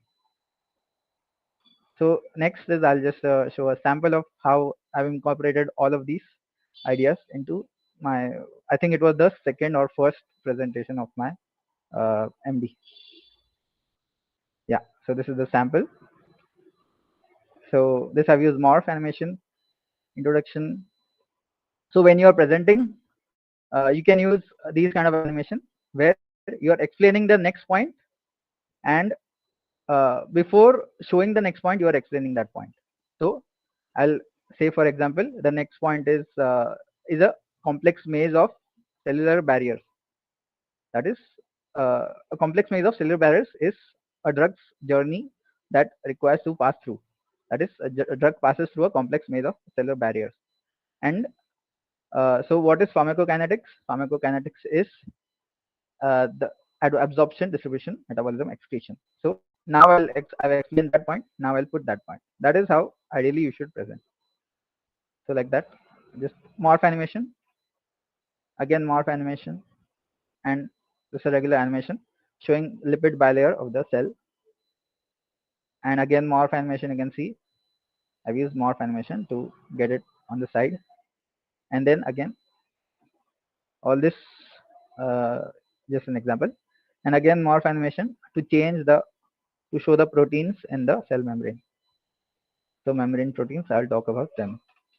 So like that, again morph animation, you can see. Thank you.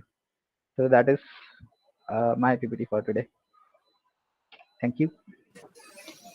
Awesome. So that was super useful. Tech is your best friend. Use it wisely. So what happens after MD Pharmacology? Academia, industry, an early retirement on a beach? Just kidding, we can dream. So Dr. Kamaluddin will now help us explore career options, internships, and certifications to set us up for success. Over to you, Dr. Kamaluddin. Yeah, so I'll share my screen.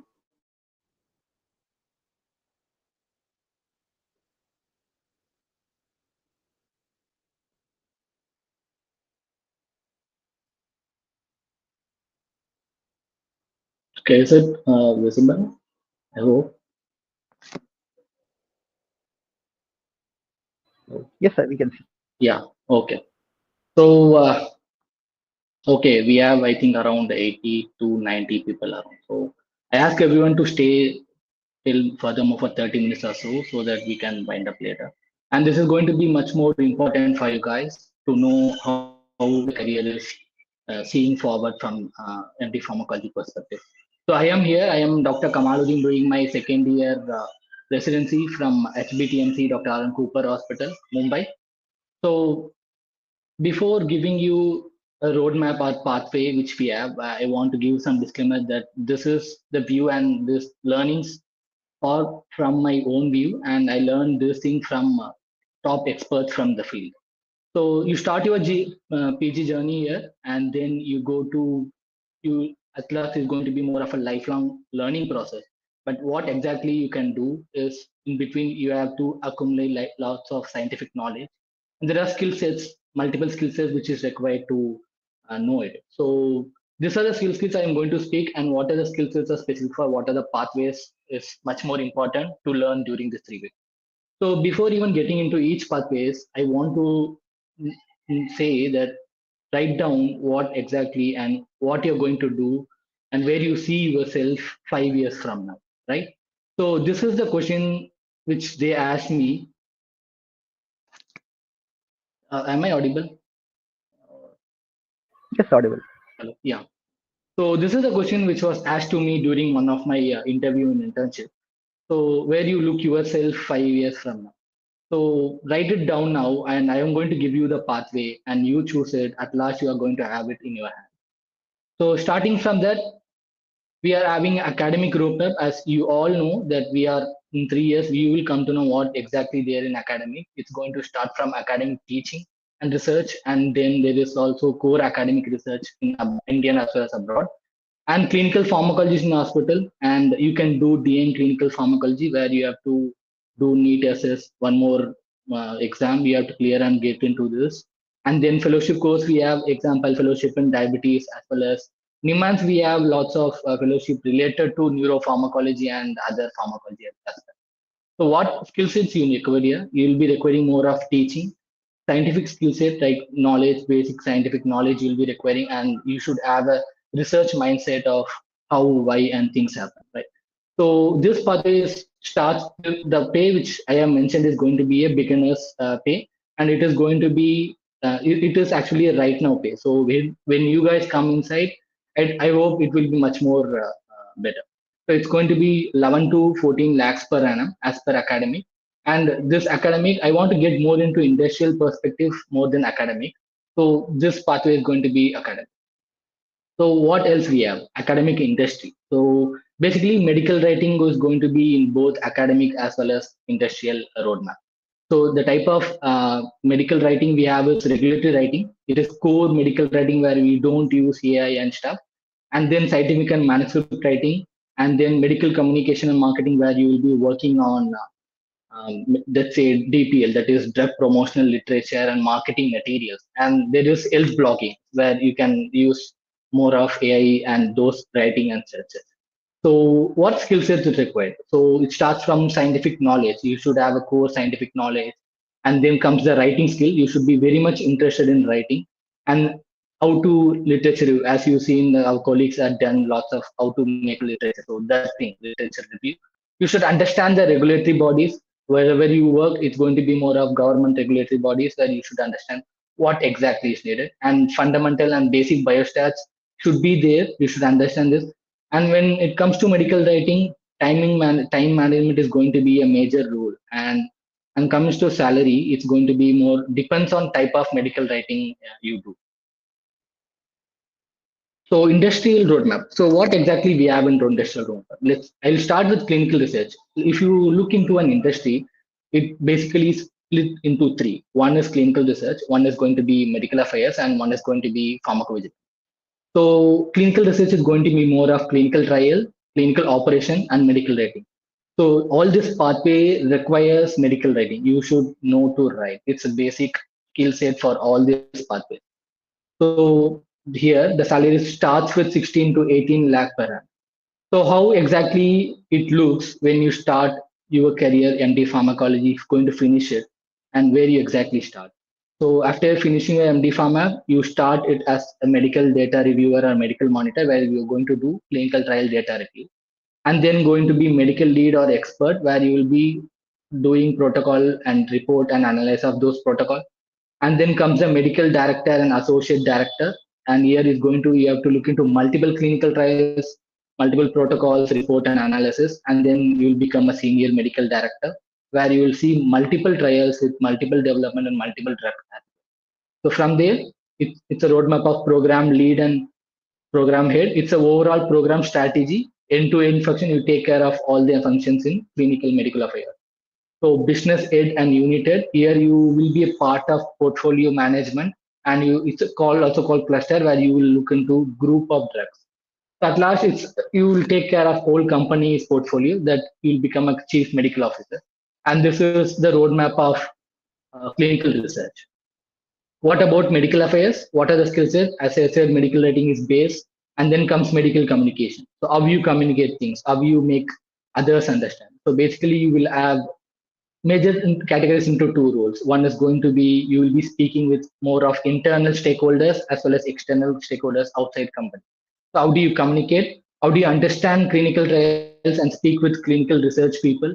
And then medical information. So how do you give them, gather and give insight on those medical information you gathered? KOL, that is key opinion leader engagement. So how you engage with others. Those requires teamwork, requires soft skills, which is much more necessary. And medical is more of traveling at the start, and later on in the process, in the pathway, it's going to be more of strategic leadership. So what exactly the salary? It starts with 16 to 18 lakh per annum. So let's look into this pathway. So it starts from regional medical advisor or MSL pathway, and we have also a senior regional medical advisor role. From here, you can actually get into MSL team lead. So RMA is more of an Indian term, where MSL is more of an abroad term, which you can see. And there is medical advisor, and followed by with senior medical advisor, and you can go into this role. And this role is going to be more of strategic, and it's going to be more of desk based in your headquarters.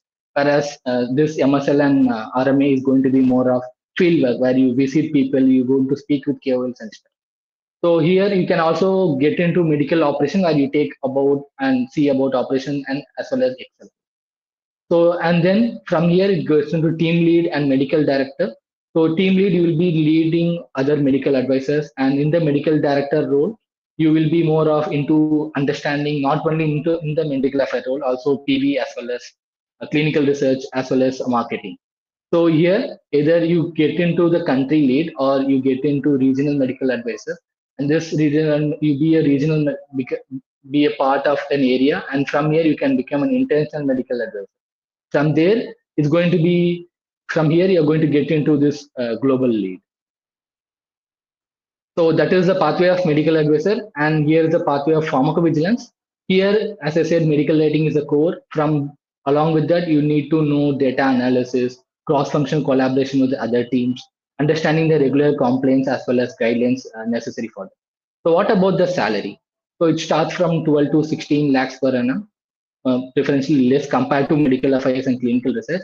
And each core pathways has 7 to 15% hike as of now. So how the pathway looks? So you start as a safety physician, and then you get into senior safety physician, and then safety lead, and then into senior safety lead. Here you will be working on understanding ADRs, and also about signal detection. What are the signals we have? How to validate and prioritize? Those things is going to be there. Whenever you move the ladder, you in the pathway, you are going to be more into leadership role. So program safety lead will be, and then become so senior program safety lead, and lead therapeutic area and medical safety, followed by which you will become a chief pharmacovigilance officer. So the more you go into the pathway, it's going to be more of leadership and taking care of marketing and managerial skills. So this is what we have in industry, and we also have other roles which I didn't mention, not to overwhelm you. And one more thing other than this, the roadmap of you. So what exactly it is? It's healthcare entrepreneurship. So MD pharmacologists really have a very great opportunity in being there, and there are lots of people are doing so. And also you can get into MBA, do marketing, business, as well as entrepreneurship. From there, you can get into healthcare entrepreneurship as well. So what really required here? You have to be open to learn, and you should be a risk averse person, and you should be a generalist mindset, as not to be specific in terms of I will do only this and this. Rather, it should be, you should see in terms of healthcare perspective rather than trying to be looking from a drug perspective also. So salary, this I would say you decide what should be your salary. So these are the roadmaps you have. So now what or how exactly you can get into this roadmap in this 3 years. So what exactly you can do along with it. So here, before that, I want to give you a comparison. So the comparison here is work environment. I want to show only work environment, industry, academia, and other pathways. As you can see, the work environment going to be corporate setting, fast paced compared to academia, and growth potential is rapid in industry comparably in academic, and it's more of slow progression.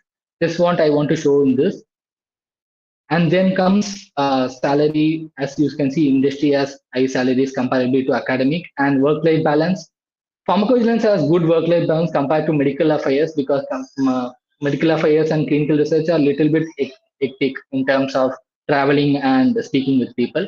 And academia is going to be a variable pathway, and flexibility comes in. The flexibility in industry is very high. You can really transfer horizontally from pharmacovigilance to medical affairs, from medical affairs to into clinical research, and so.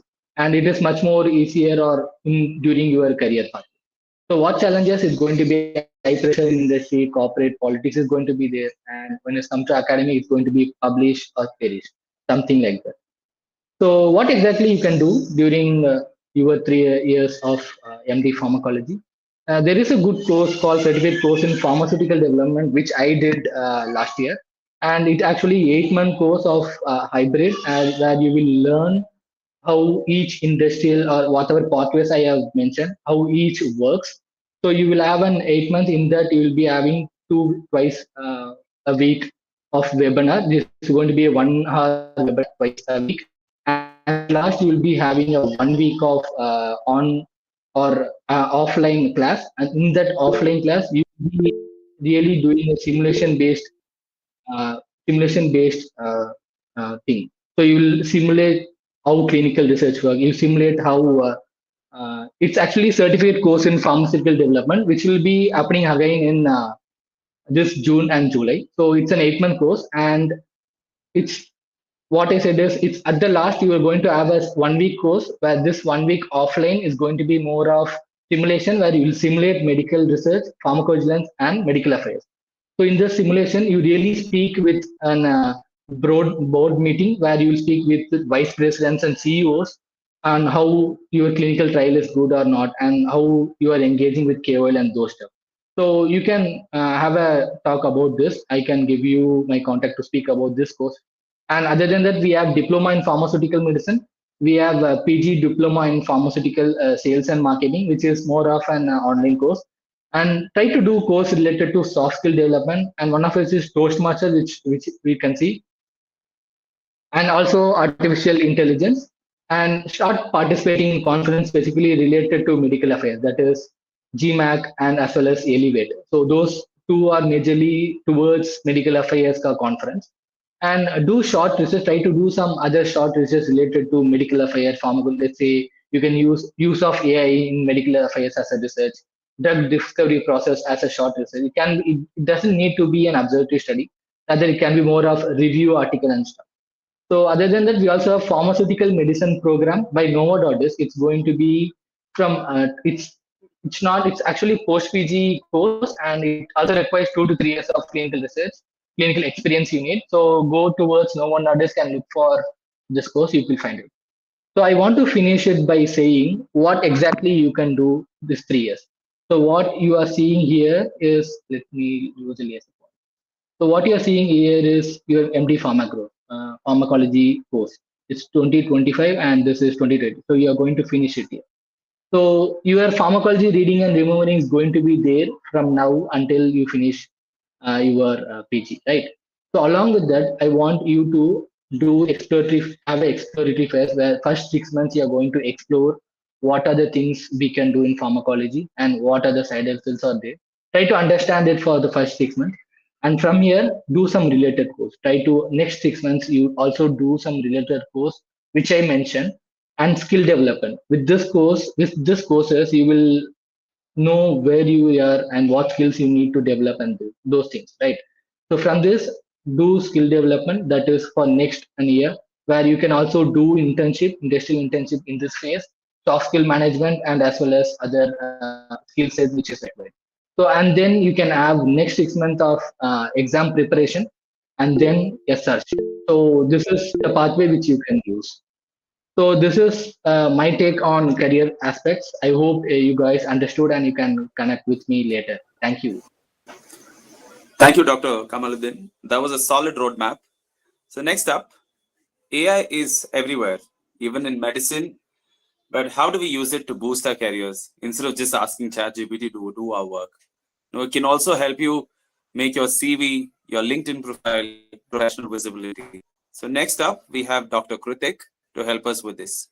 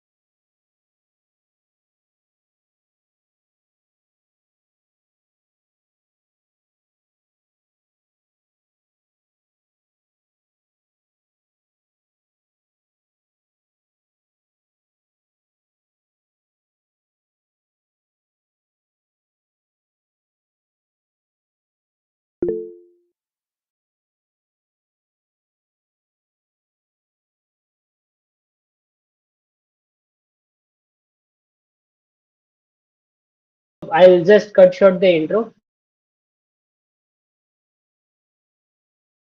So tonight's agenda will be discussing in such manners. And first of all, the background of it, as all the speakers have made it very clear, like how we should be preparing on our own residency along with the PG paper presentations to seminars and to dissertation topics, along with the side hustles as mentioned by Dr. Kamaluddin. And we could be getting all these things on our own baggage, but no one who's appropriate to know that would be aware that we have got these certificates and such credible things in our own pockets.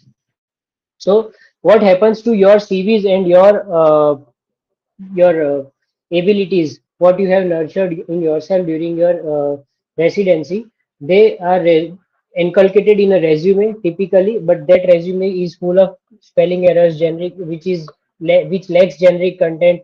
It has poor formatting and along with grammatical errors. Such all mistakes are found in commonly in the CVs, and those CVs go to the ATS.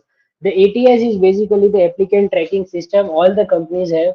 You should be aware for this current scenario. There are many companies which are having one or two or maybe dozens of roles, and they would be having thousands or hundreds of CVs coming in for the same role. So they are also having AI for managing those CVs, and that CV managing system is known as ATS. So all your CVs would be inculcated in the ATS, and those ATS would make it go to the where. And why does it happen? How to avoid it, and how can we let it not happen? We'll figure out in this uh, seminar. So you need to have your CV, which includes your personal informations, and that should be concise and precise. So it should include name, mobile number, and email address, nothing more or less than this. You should have your educations, which should include degree, college, and year, and as and when where you pursued it or from where what you pursued it. You should have your jobs. It should include work profile and jobs. You should have your experience column in it, and the dark blue section which we are showing on the left hand side are the standard headings which would the ATS looking for. If you can have other headings for that too, but that won't guarantee your applicant tracking system reviewing categories. So if you have such categories, if you have such headings in your CV, ATS is much likely to hire you based on your applicants. And then you should have jobs or work profile in your experiences. You can add skills later your experiences as what you have learned in your jobs or work profile as and when you have done those things. You can now, after that skills, you can add the certificates, and along in the certificates or the extracurriculars, everything that could be mattering is what quality you bring to the table apart from the quantity. If I have a certificate which is ICMR accredited, that would be much more in quality than few other certificate which are just authorized by local centers. So it would be your lookout to have your certificates or extracurricular activities certified by an national authority. That would yield, that would give you much more authenticity. So as and when I started making my own CVs, these are my old CVs which I made. One is very factual and other one is too fancy to be on and LinkedIn. Both of the CVs are technically not so sound right now, and they are the CVs I prepared in 2023 or 4, in the beginning of 2024, as I entered the professional side or the corporate sectors of the MD Pharmax. We have been doing our own research thesis and journal club seminars. Along with that, we should be having enough time. We are having enough time apart from the clinicians to pursue and have what we have within our own selves. So to inculcate those things, we also need to have that thing tailored on CVs. So you can do the mistakes, but it's acceptable unless and until you don't repeat those mistakes. I'll show you how a tailored CV would look like. I'm just showing my mistakes at the front of the speaking session so that none of you feels terrified by while they have been doing the same also.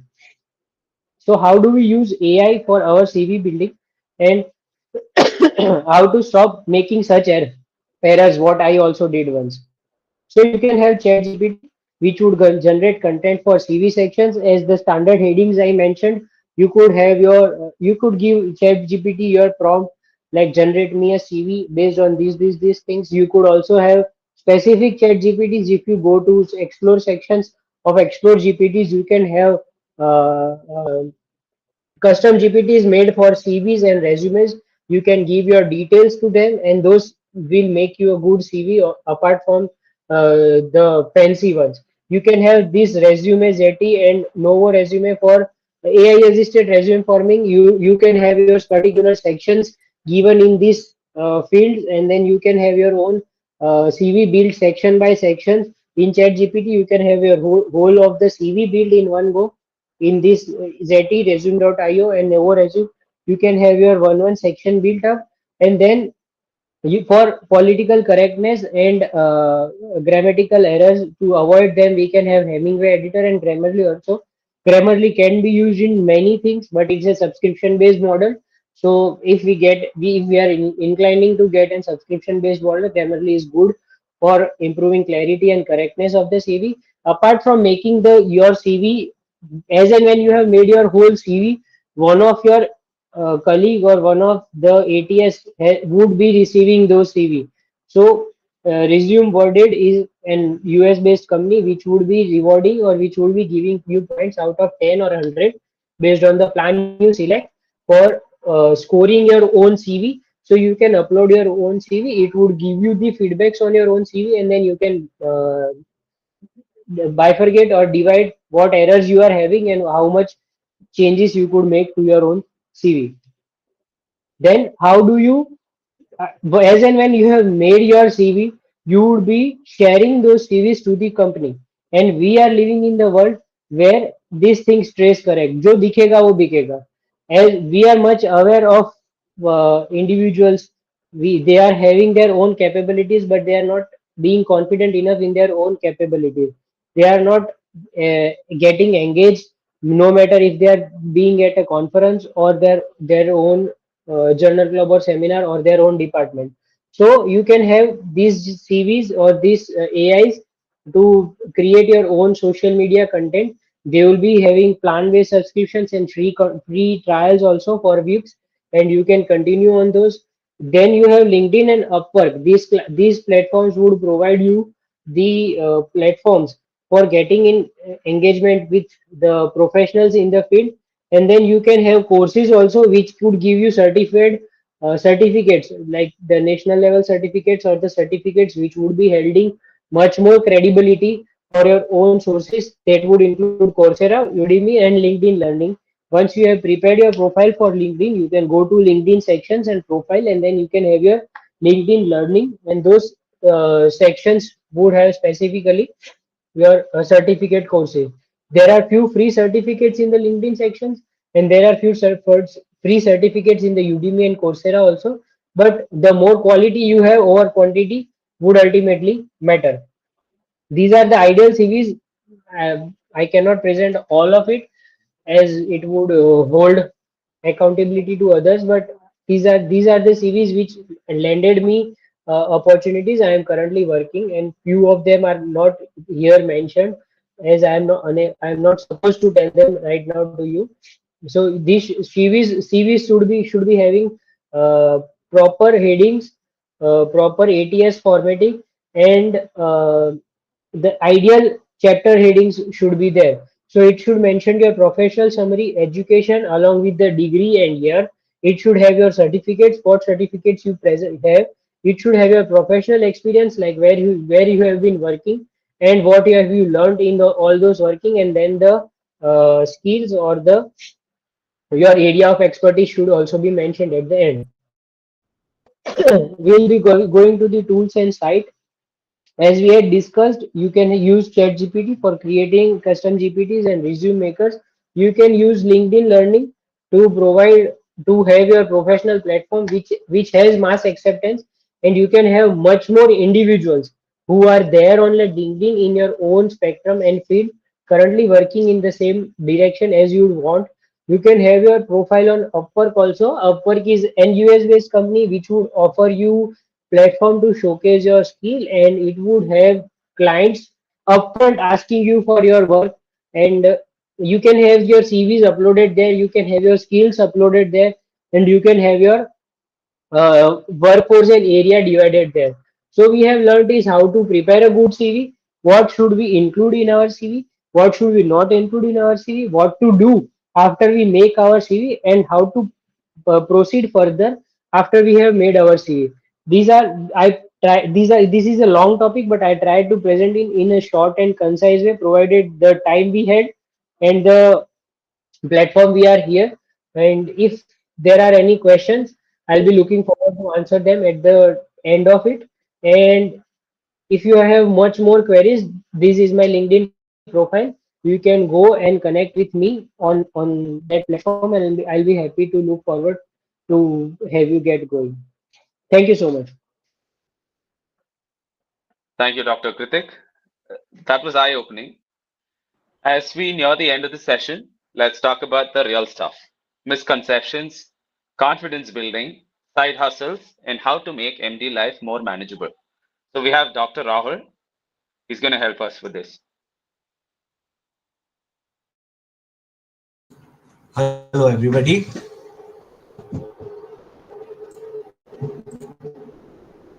Am I audible? Yes, audible. Yeah.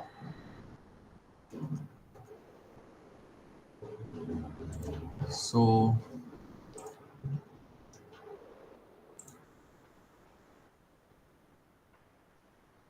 let's start. So what we are talking today is from the side hustle to thesis. Hi, I am Dr. Rahul Sangvi, JR second in Sri Aurobindo Medical College and PG Institute. So first, let's start from what are the topics we are going to consider. Common agendas are misconception, side hustle, building confidence in pharmacology, effective strategies for studying biostatics and experimental pharmacology, how to stay motivated and compile thesis data consistently. Most of the things have been covered with the speakers today, like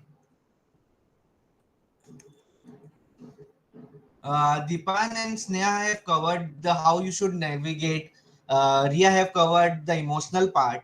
Books and your PPTs has been covered by Bala and Harshan. Neha, Paras have given you the crux of everything like thesis, guidance, medical research. Kamaluddin have given you career aspect, the industry part you were asking from us what to do, and Krutik have given you AI for career opportunities. So these are the different things we will be doing. But what are the common misconception about MD Pharmacology? It is that it's only remembering drugs. Either we are doing only drugs, we have to remember drugs. Are there limited career option, or there is no clinical part? Now, if we say normally if you tell me I am doing MD Pharmacology, people thinks like oh कुछ तो दवाइयों में चल रहा है. It's not like that. There are many things you should understand कि it's not just simply कि दवाइयों में कुछ चल रहा है. It is a dynamic, multidisciplinary and diverse opportunity field. And you have joined. It's a big congratulations. You have joined a field from which you can make people understand it's not just about the drugs. It's about how the drugs work in the body, how different things happen in the body to work, and how areas happen. If a clinician is not taking care of medication, how it can fire back. Everything it comes under pharmacology. So how to clarify, like drug development are there, clinical researches are there, there is teaching and academics also. All these things help you develop different things, clinical scenarios. You can go and practice as a MBBS MD, and you can find out the clinical practice. You can find out what reaction is being going on with the patient, what effect is going on, treatment is going on in the proper way or not. So now we come with the side hustle. Side hustle are different for everybody. These are some of the points which can be made, and it can be side hustle is like what you're doing is MD pharmacology is your mainstream. Side hustle is a part where you go separate from doing MD medicine.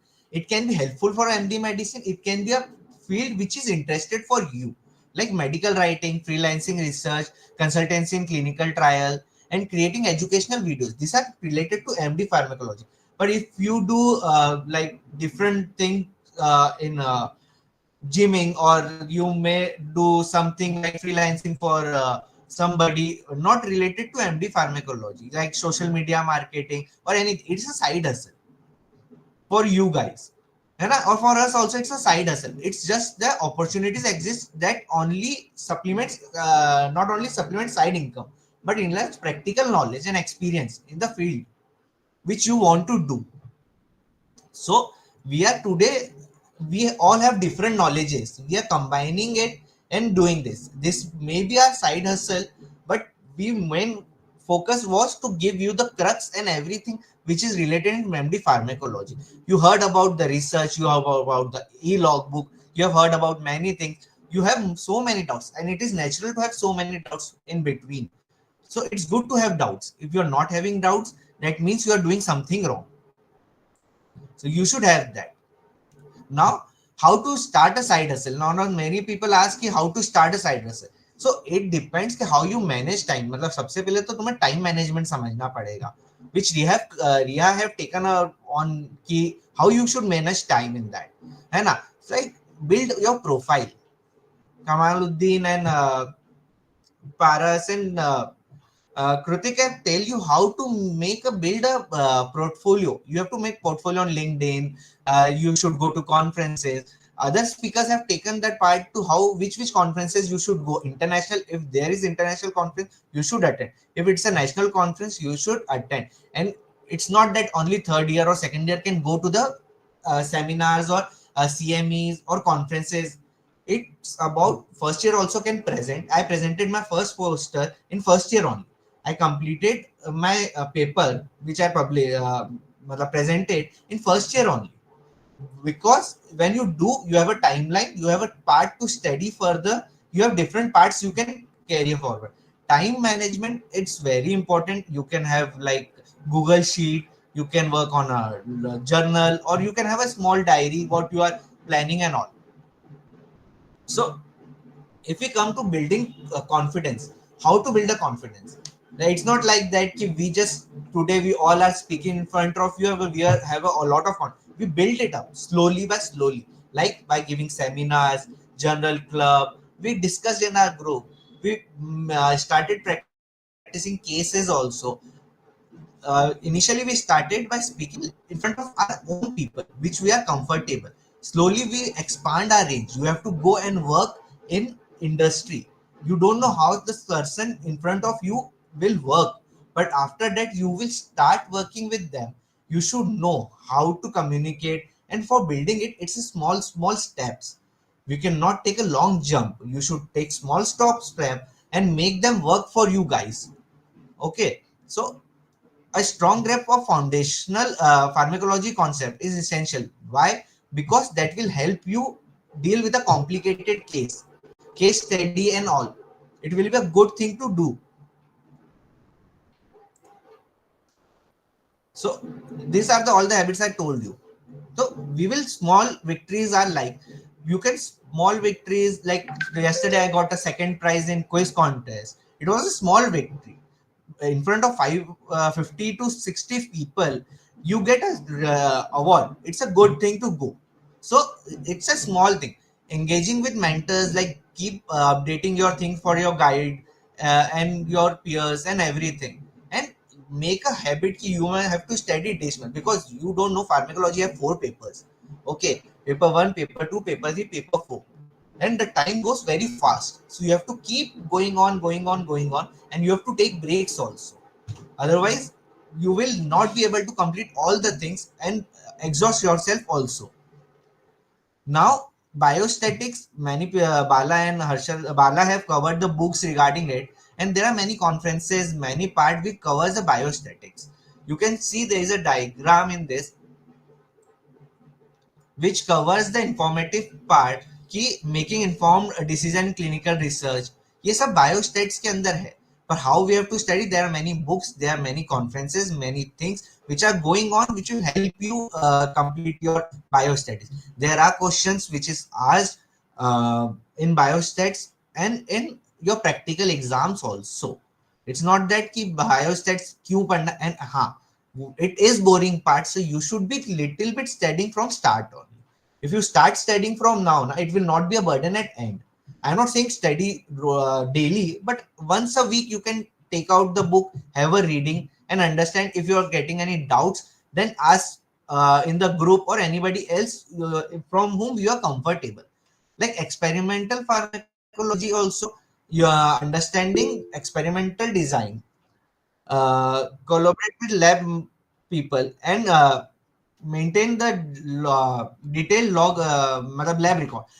Even if you are not having an animal lab, but you are having a care lab, you can make your own records, like maintaining a ebook, and see what's going on. Applying theoretical concept to practical example can help you. Like we have CAL labs, computer assisted labs, which help you make the test on the animals, and you can see what's going on and how we are going through it. Experimental pharmacology, there are many books. One is Ghosh and one is Medi.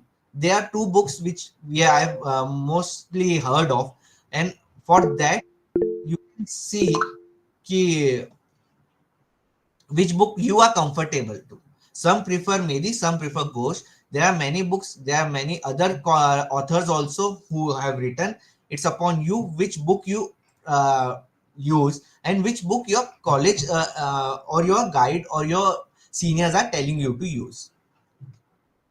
uh, and now we will, if anybody have having questions, because we have been listening, we started with many people, slowly motivation, and people start getting bored. So staying motivated is the main part. It can be by taking small victories and enjoying it, or it can be like for setting realistic goals, not like कि हमको इतना इतना इतना करना है, and you are not able to do it. You have to be like कि you have to be strategic in doing this, कि how you are planning it. You should take a time out and plan it thoroughly, कि how you are doing, and don't be rigid. If you are being a rigid person, then it might fire back a lot. Small step every day leads to extraordinary achievement. So motivation keeps on building itself when you help yourself for to build it. So make small changes in yourself and make it how you can do it. So compiling thesis.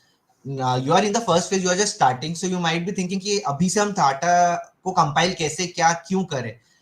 Because when the first year is over, now you have too many things on in your plate, and while completing second year, you have to complete your thesis and everything. So if you are taking a topic which can be done beforehand, or you can take 10 minutes, 15 minutes, half an hour daily to make your point, how you are going to do the thesis, how you are going to compile the data, how you are getting the data and all. So creating a strong thesis, it's been covered. But first thing, you have to talk to a mentor. What are the topics? What are the things you want to do? If you're not having animal lab, then how can, what are the other topics you want to do and properly? And if any other doubt you have, you can message in the group. We all are there to help you guys. So last word are, pharmacology is a versatile and impactful, and our confidence grows with persistence. Opportunities are unlimited with the right mindset, and we all people have helped you taking out the things which is in your mind, and you're not able to ask anybody. If still you have any questions, we have a question and answer round, and you can ask in that. I will be unmuting for anybody who have a question regarding this motivation and anything for 2 minutes. After that, my time is over, and we will be answering other questions in the Q&A round. Anybody who want to say anything or ask?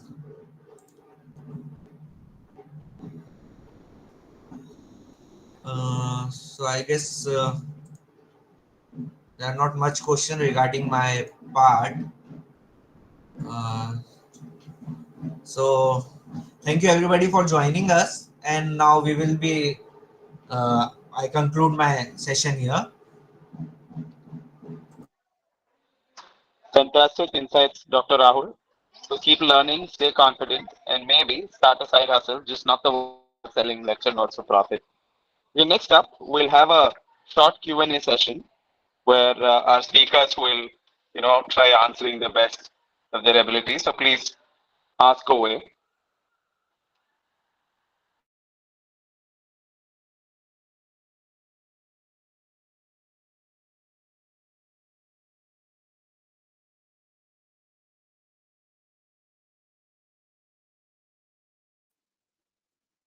So can we start with questions which are in call messages? Will that work? Yeah. Completely. Please. So the first question was like paper and poster presentation according to NMC. Should it be done in what kind of conference? So regional, zonal, national. Who will take this question? Or Dr. Deepan or Dr. Neha?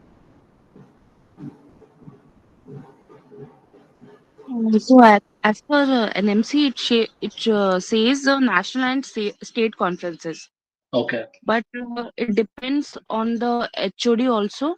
Like my HOD allowed me to do even poster in GMAC also, and he said it is valid. So it depends college wise, what your seniors are doing, do accordingly. So that will be good. But national and state are always valid.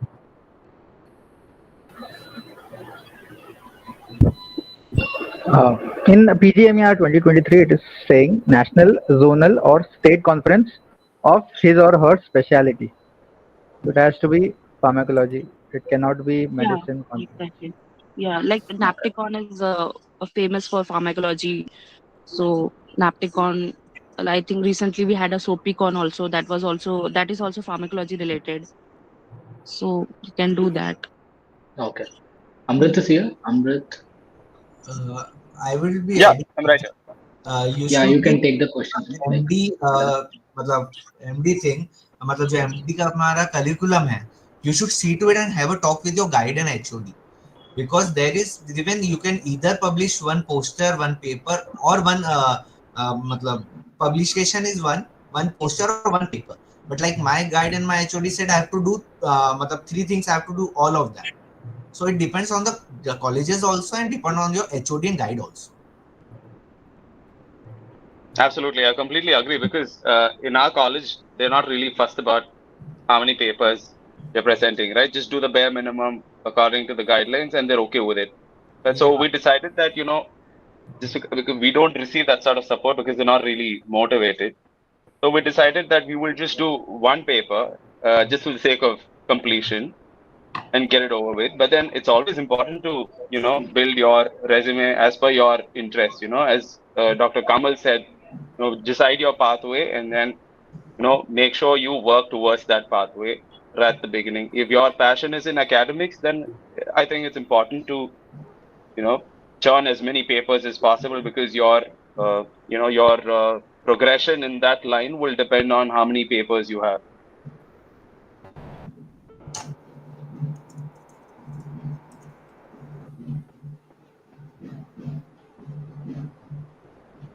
so we'll go with all the questions, right? Or certain questions are answered in message. So should we go back to it again, or how?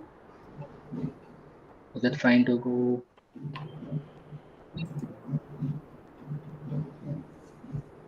So there is one question. Any ideas on thesis topic selection? Currently, I am at 0 level. So how to select a topic? Spend some time in saying that you're searching, and finally your guide who has already fixed the topic will tell you that is the topic, and then you can proceed with it. The searching process for thesis topic is just for you to learn how to navigate through PubMed and Scopus, and nothing. Like 90% of the time it's for learning, like to how to use it, and the topic is already fixed mentally, and then you'll be proceeding with it. Yeah. Also, Absolutely, there I is completely agree. Yeah. also Yeah, there yeah, is an I want to ask a question in this, basically from my side, ki, like how to find out the topics which can be useful, and from that only our HOD Okay. or professor or guide help you navigate, because like we don't have so many resources at our colleges, and so how to find out a good topic which will not drain our most of the time. Like there is a So SR who joined us recently. She took 1.5 years only took her to complete her thesis, and last 2 months के अंदर she compiled and wrote her thesis. So how to select a topic which don't take full time of yours, है ना, and give your time to study also. So my view, I can say here is basically you can there is a list of topics which is really necessary. That is ICMR topic we have. So ICMR have given list of topics for MD format which needed research for those things. So maybe there they can start. Clinical trials, your animal studies, this will take much of your time. And if your university or your guide is okay, you can go for KAP studies, drug utilization studies. That was still accepted as thesis, but it depends upon your guide entirely. As like Bala said, like you have to navigate for some time, saying like it is ultimately a guide's choice. So if your guide is going to put on some topic, you have to be done.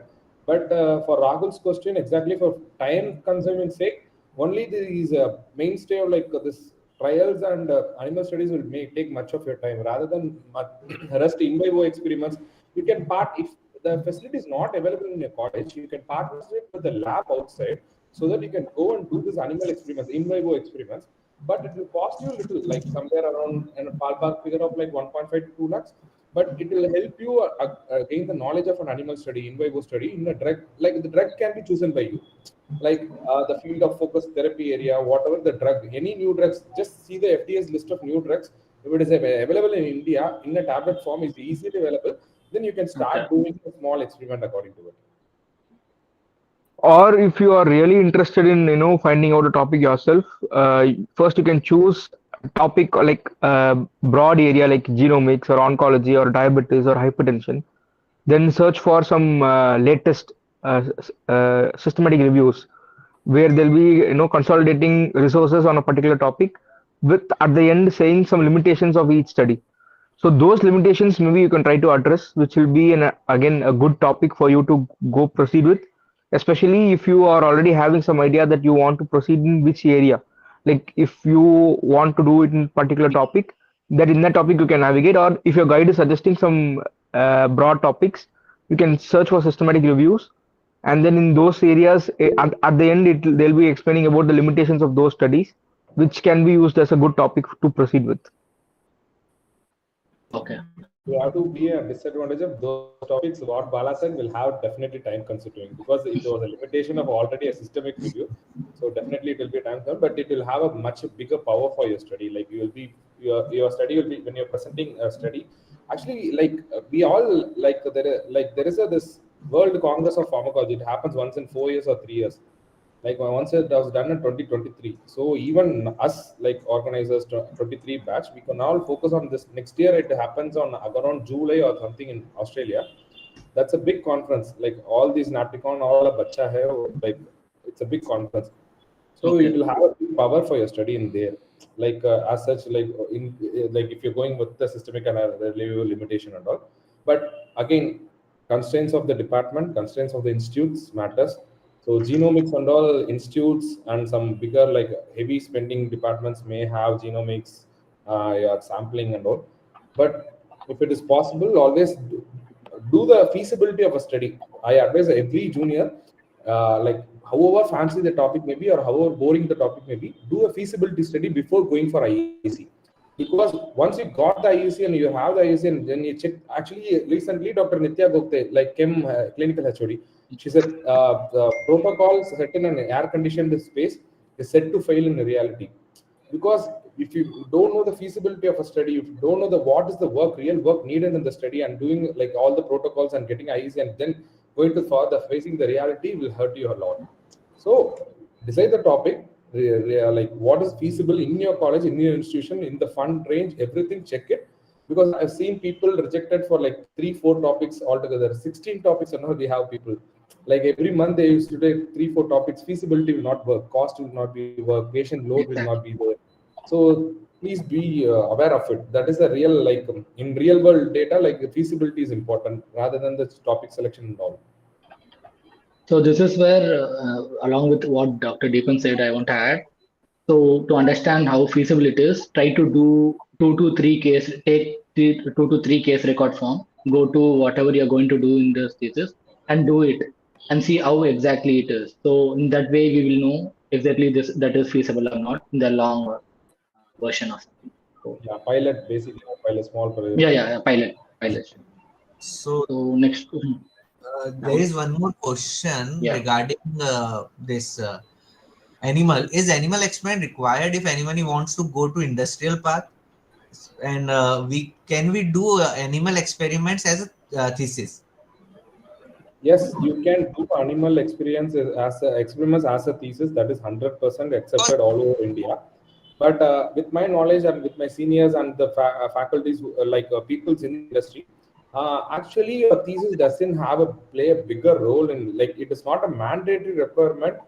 Even if you're doing a TAP study, they are going to see whether the study is done by you, how the process, how you formed the questionnaire, how you validated it. Like even the study is like simple thing. It is about the process you did.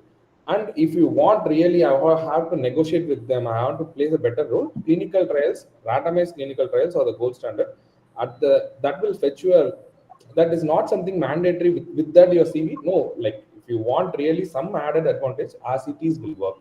Animal studies are accepted as thesis. It is too good to do it.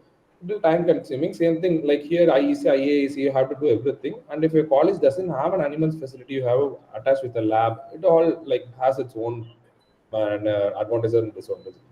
Kamal may add on everything. Sir. Animal study over clinical studies.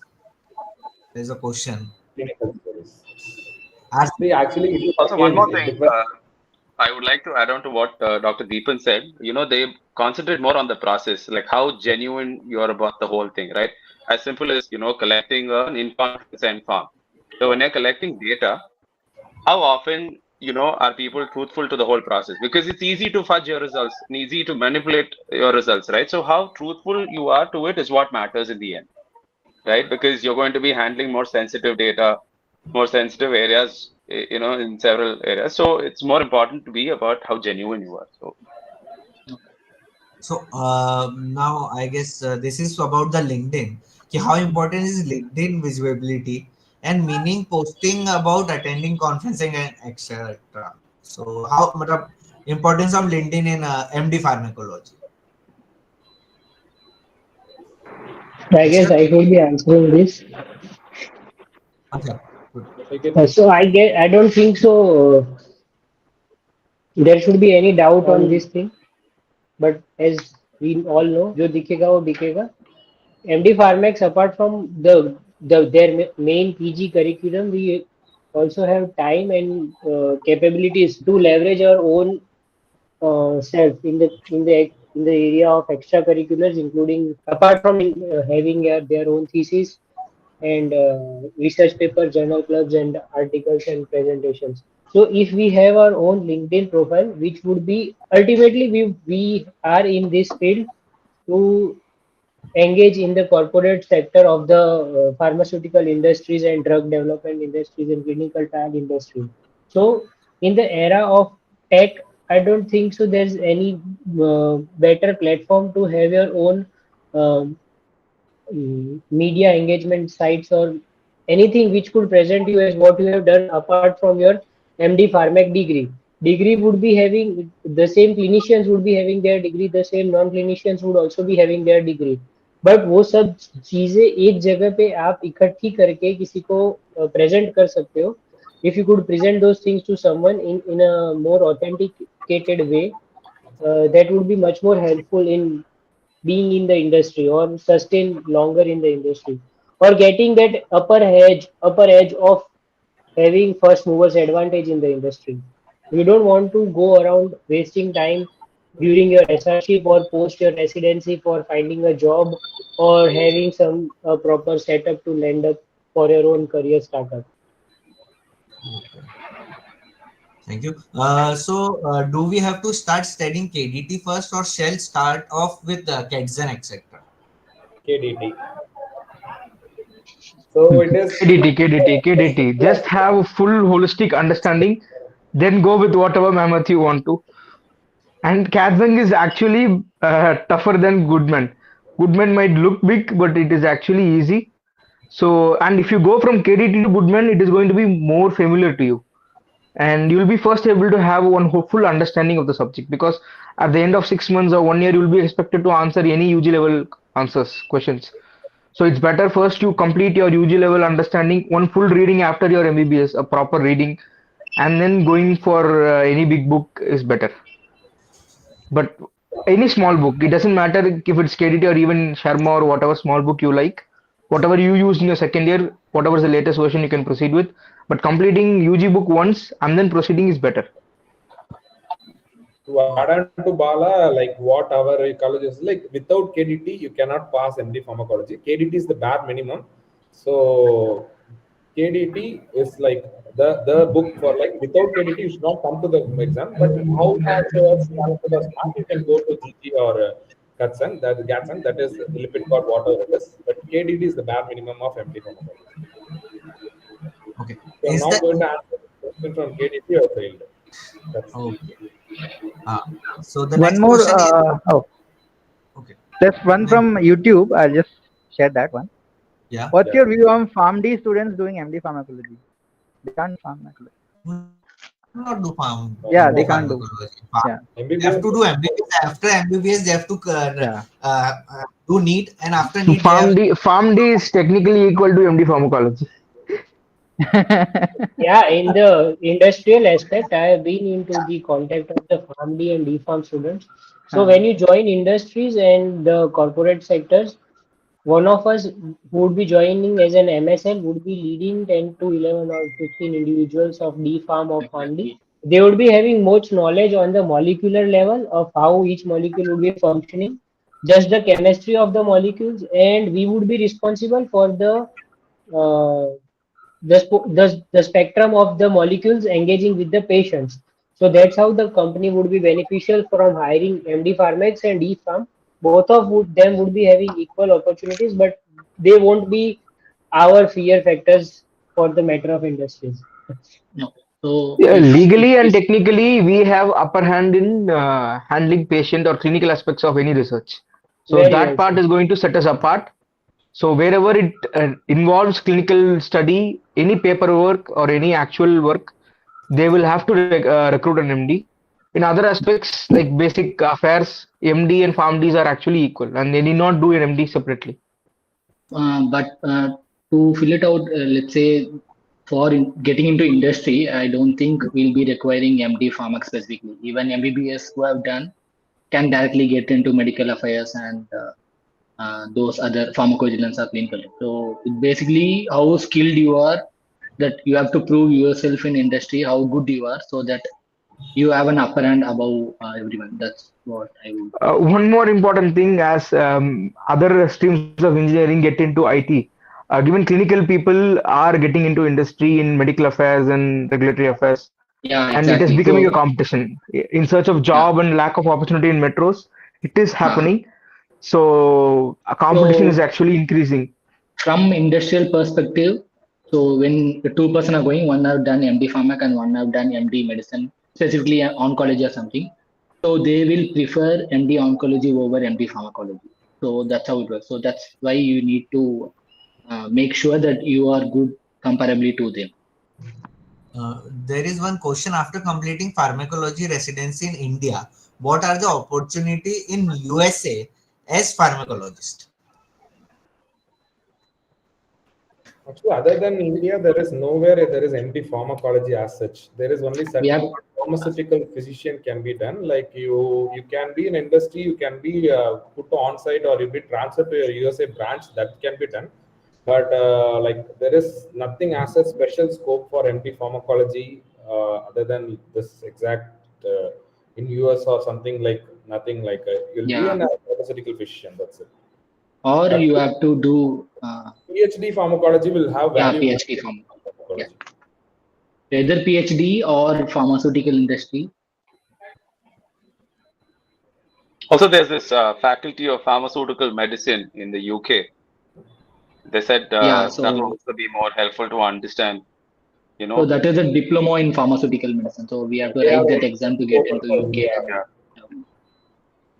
They will most okay. probably start a course in the second half, I think. It's starting. They are going to start, so it's not very well Also, to there. simply put, I mean, if you are planning to relocate to US or any other country, I think one of the best options is to join the industry, right? And then work your way up the ladder, gain their credibility, gain their trust, and then I think they will be okay sending you abroad. I mean, I Yeah, think that's the that most That is straightforward that, route for us. that that is is a there, but it is so as of I have heard, it's so difficult to Of course, yes, yes, get yes. into that Yeah, kind yeah, of role. One or two have went that way. yeah. clearing USMLE kind of a thing is good. It is like Okay. 10 and 2 or 10 and 1 chance, but it is a way. That's the best way to go safe. Correct, correct. Considering the expense and everything, right? So these exams are very expensive. Yeah. Yeah. So someone have raised their hands. Maybe we can ask them to. Ashad, can you unmute them or something? Hello. Hello. Yes. Hello. Huh. Hello. Actually, I want to ask, during the course, can we do offline MBA? Is it going to help us anyway? It can be helpful if you do a MBA, but it's more said if you do one degree at a time. It will help you building like if you are going in the industry or any job opportunity, they will be thinking you have not given time properly to MBA also, and you are not given time to MD pharmacology also. So you will be stuck in between. Okay. So just complete one degree, because MD pharmacology is also a big degree, and if you want to do an MBA, you want to do from a very good institute. To get a good package in industry, you should have a good college for that. So And for that you have to give exam and all. That takes another time, and you are doing MD. You should at least take that separately. So I will add on actually, for yeah. So sorry, you proceed. yeah. So I will add on with Rahul what he said. So basically, people there are doing MBA online, not offline. Rather, MBA online. Upgrad gives those degrees specific for pharmaceutical. Also, we have. So when you are planning for industry, it's better not to do MBA now. So rather, industry will give you, it will sponsor you in the ladder. Maybe 3 to 4 years later, they will give you the opportunity to do MBA from their side. So it's better to do that way rather than taking some online, which is not even they are not going to bother about those. So that's what I would say. Yeah, to refine that, it is called as executive MBA, which will have more value than online MBA. Either you should do proper MBA offline, or you can get into industry, then do opportunity of this executive MBA, which will be eligible only after doing work for I think 4 5 years. That will have value, but doing online is not going to have value or respect. It is like BCBR. It is just for your knowledge. So no one will respect you unless you will be able to replicate it properly, because everyone knows Exactly. everyone can get it. Yeah, and one of the most common advices that all these experts give is that, why do you want the MBA? Like, what reason are you doing this for, right? So if you're able to justify that answer, then I think it's okay.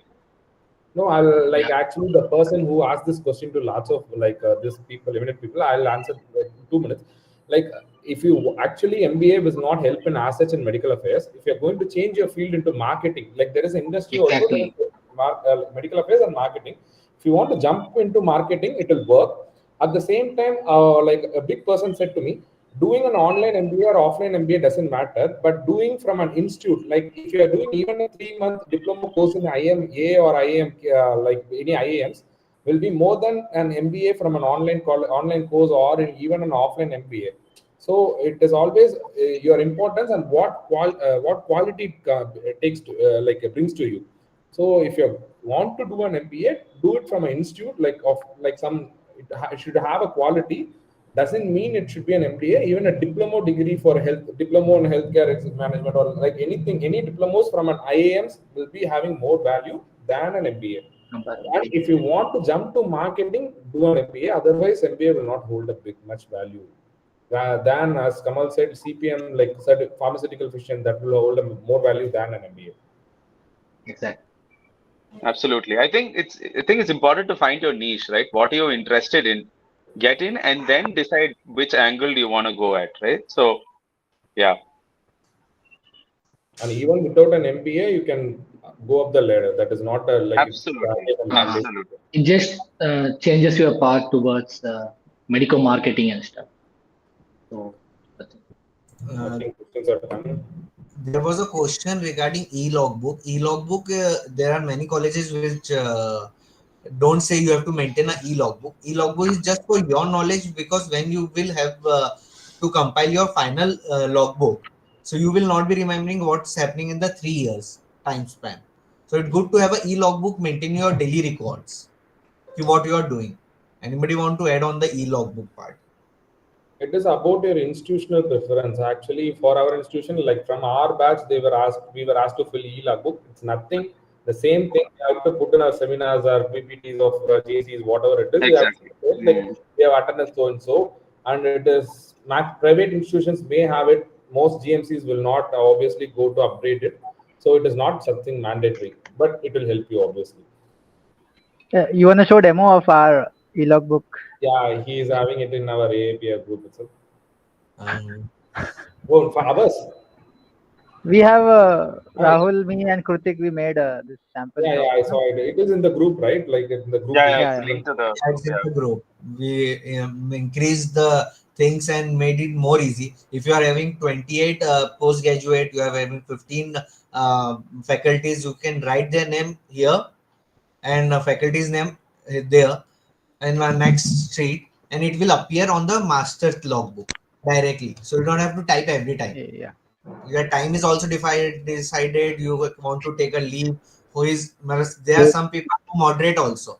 There are moderators also in your department who moderate your slides and all. There are many colleges they are not, like we used to have, but we are not having now. So that depends कि college पे भी. So you have options कि seminars है, ये हैं, कब conduct हो रहा है, कौन conduct कर रहा है, you are attending or you are conducting. It's like that, presented by whom, and we have a leave option also in that. If you're taking a leave, half day leave, full day leave, or what also, so you have a timeline set for you. If you're doing this, you can have this whole time. After 4 also, if you are studying on your own, you can write in this. Yeah, okay, after 4 I am doing this. Okay. So this question is coming again and again. Like, can anyone do internship in industry during PG course? So, It is must, right? Like you have to minimum do of. no, NMC says it's optional, not optional one. So I would say farm. Yeah. So I would say, can I start or anyone?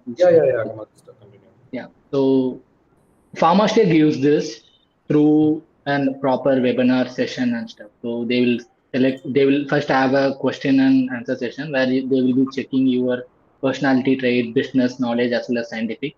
From there, you will get into top 10 where you will be selected and get into interview. And this interview is going to be more of a 30 to 40-minute interview where medical affairs is people will going to ask you about your personality as well as personal, professional, as well as about the company.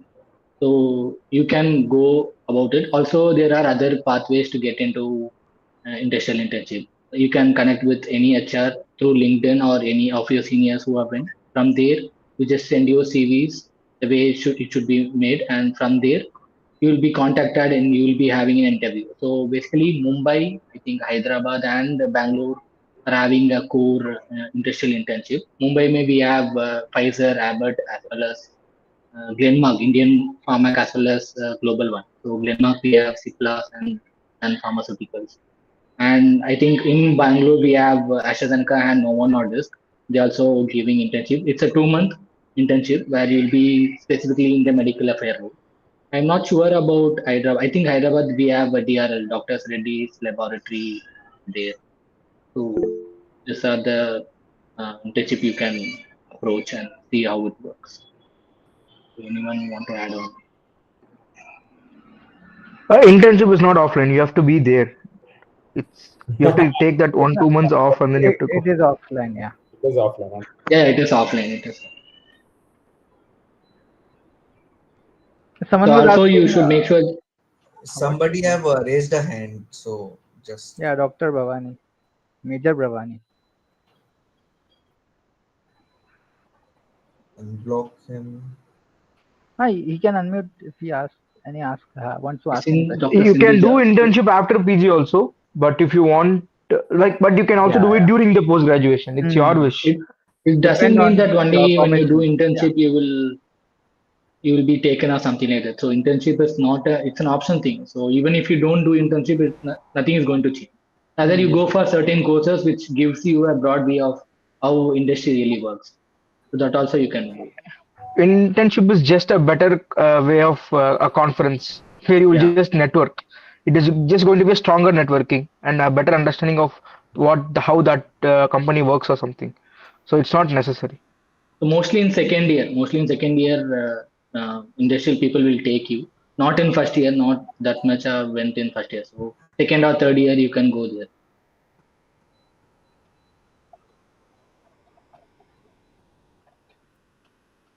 All right, so shall we wind this up? Thank you so much, guys. It has been a great session. I hope someone would have done the same for us. But better late than never. Since we have been doing this on our own, who better for all of except us to guide these fellow mates? And hope we can see each other somewhere crossing paths in person. Yeah. Yeah. the beauty of all of this is it feels like one family, like no place seems so foreign, right? So you go to a place, you're going to meet each other. And I think that's the beauty of all of this. And I think that's amazing. I think we are getting two more hands-on. Yeah, Dr. Bhavani, Major Dr. Bhavani is asking. Okay. So thank you everybody for this. Those who want to ask, they can. Yeah, Dr. Bhavani, you can mute and speak if you want.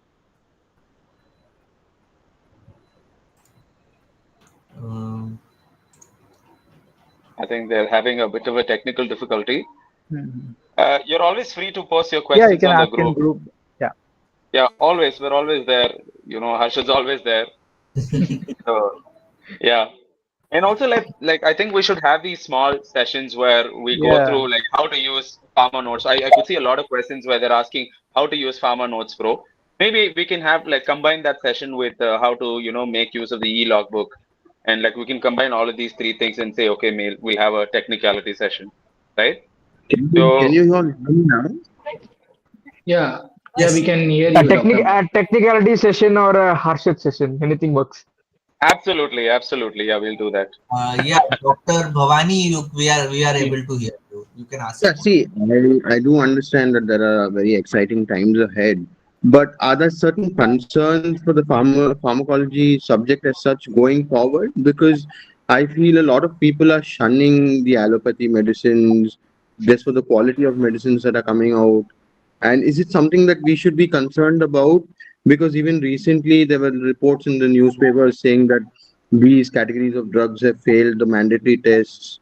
And I see a lot of people moving towards homeopathy and other traditional fields of medicine. So is this something that will affect us going forward? Do you all foresee something of that sort happening? Because I just feel on an emergency basis, yes, we are absolutely needed. But then a lot of people tell me for the holistic health of a person, they do tend to kind of shun allopathy these days. Is my concern not justified? Can I try answering? Yeah, I think I get what you're saying. Can I try answering and then you guys can add on? Sure.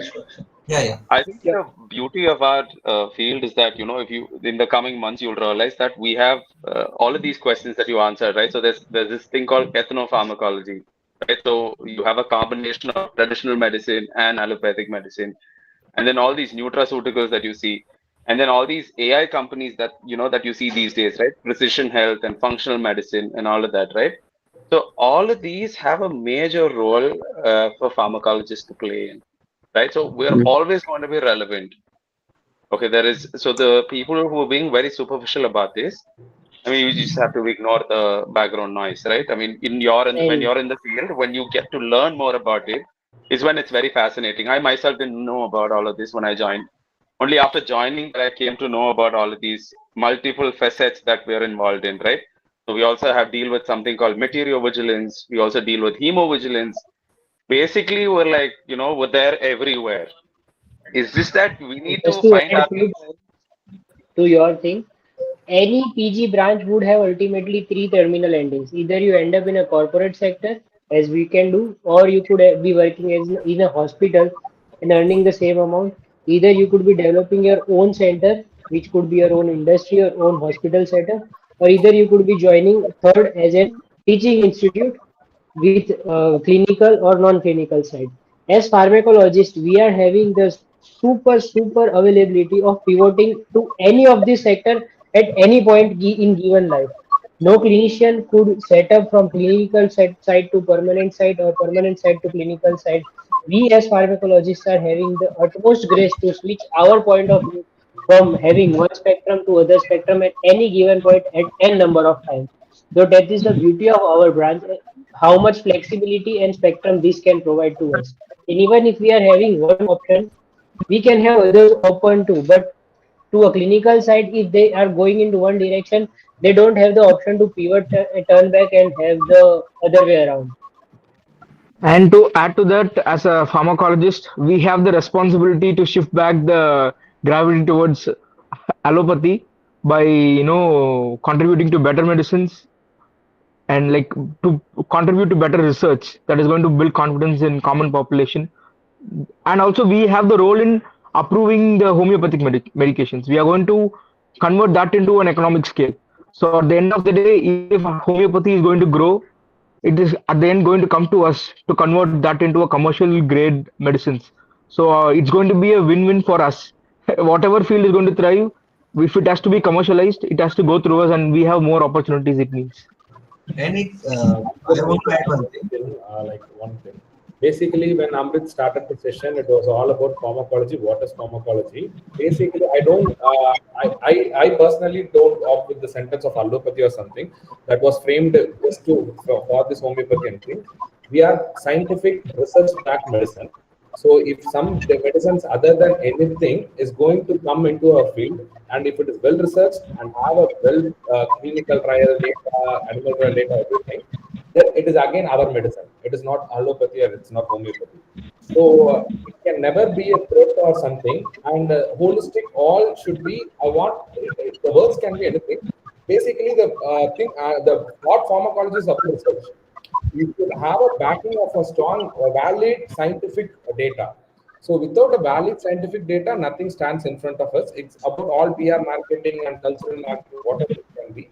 But we do is as only one thing, that is data. As a medical affairs personnel, you have to present your data. As a clinical research division, you have to present your data from in silico, that is from target identification to the phase 4. It is all backed by data. So there is no allopathy. Let's take the term allopathy out. We are modern, scientific, backed, research-based medicine. That's it. Thank you so much for taking on my question so late on.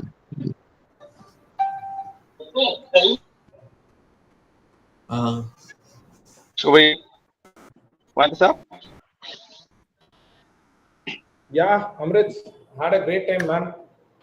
Yeah, it was amazing. It was nice meeting you all. Yeah. And just like that, we Thank you, wrap Harshad. up our, yeah. Thank you, Harshad, Amrit, Dipan, Rutik, Kamaluddin, Bala, and everybody for conducting this sessions and giving us so much insight. And Amrit for conducting this whole session so that we will be in time and check the time again and again. So Thank you so much. Thank you.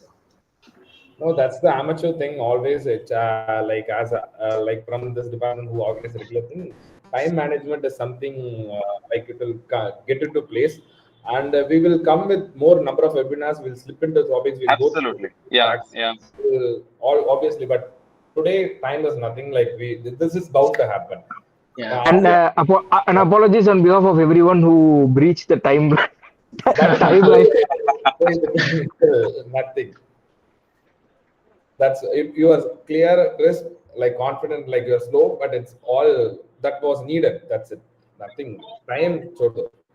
Each of the topics could last for an hour, but it was exactly. Yeah, that's where like tried and tested to 20-25 minutes. Yeah. I even learned a lot from others, like Rutik as well as everyone, like new things from it. So I think we should have this session much more. For each of us also, right? Like we can have personalized questions for each of us, and then one of us is in a certain spectrum doing better, then each of us can pull others out. Always there, yeah. So let's Arshad, click the photo and wants to find it out. Do you want us to do like this or something? Ashad, this is going on LinkedIn. Share the photo personally. We'll post it on our. I think we should take a video grab of this because. Thank you so much, guys. Hope we catch up again. And mostly we can do. Thank you. Thank you, everyone. It was so good, interacting with all of you. Yeah, it was a great session. Yeah. Thank you so much. All right. Have a good evening. Yes. Bye-bye. Good evening. Yeah, bye.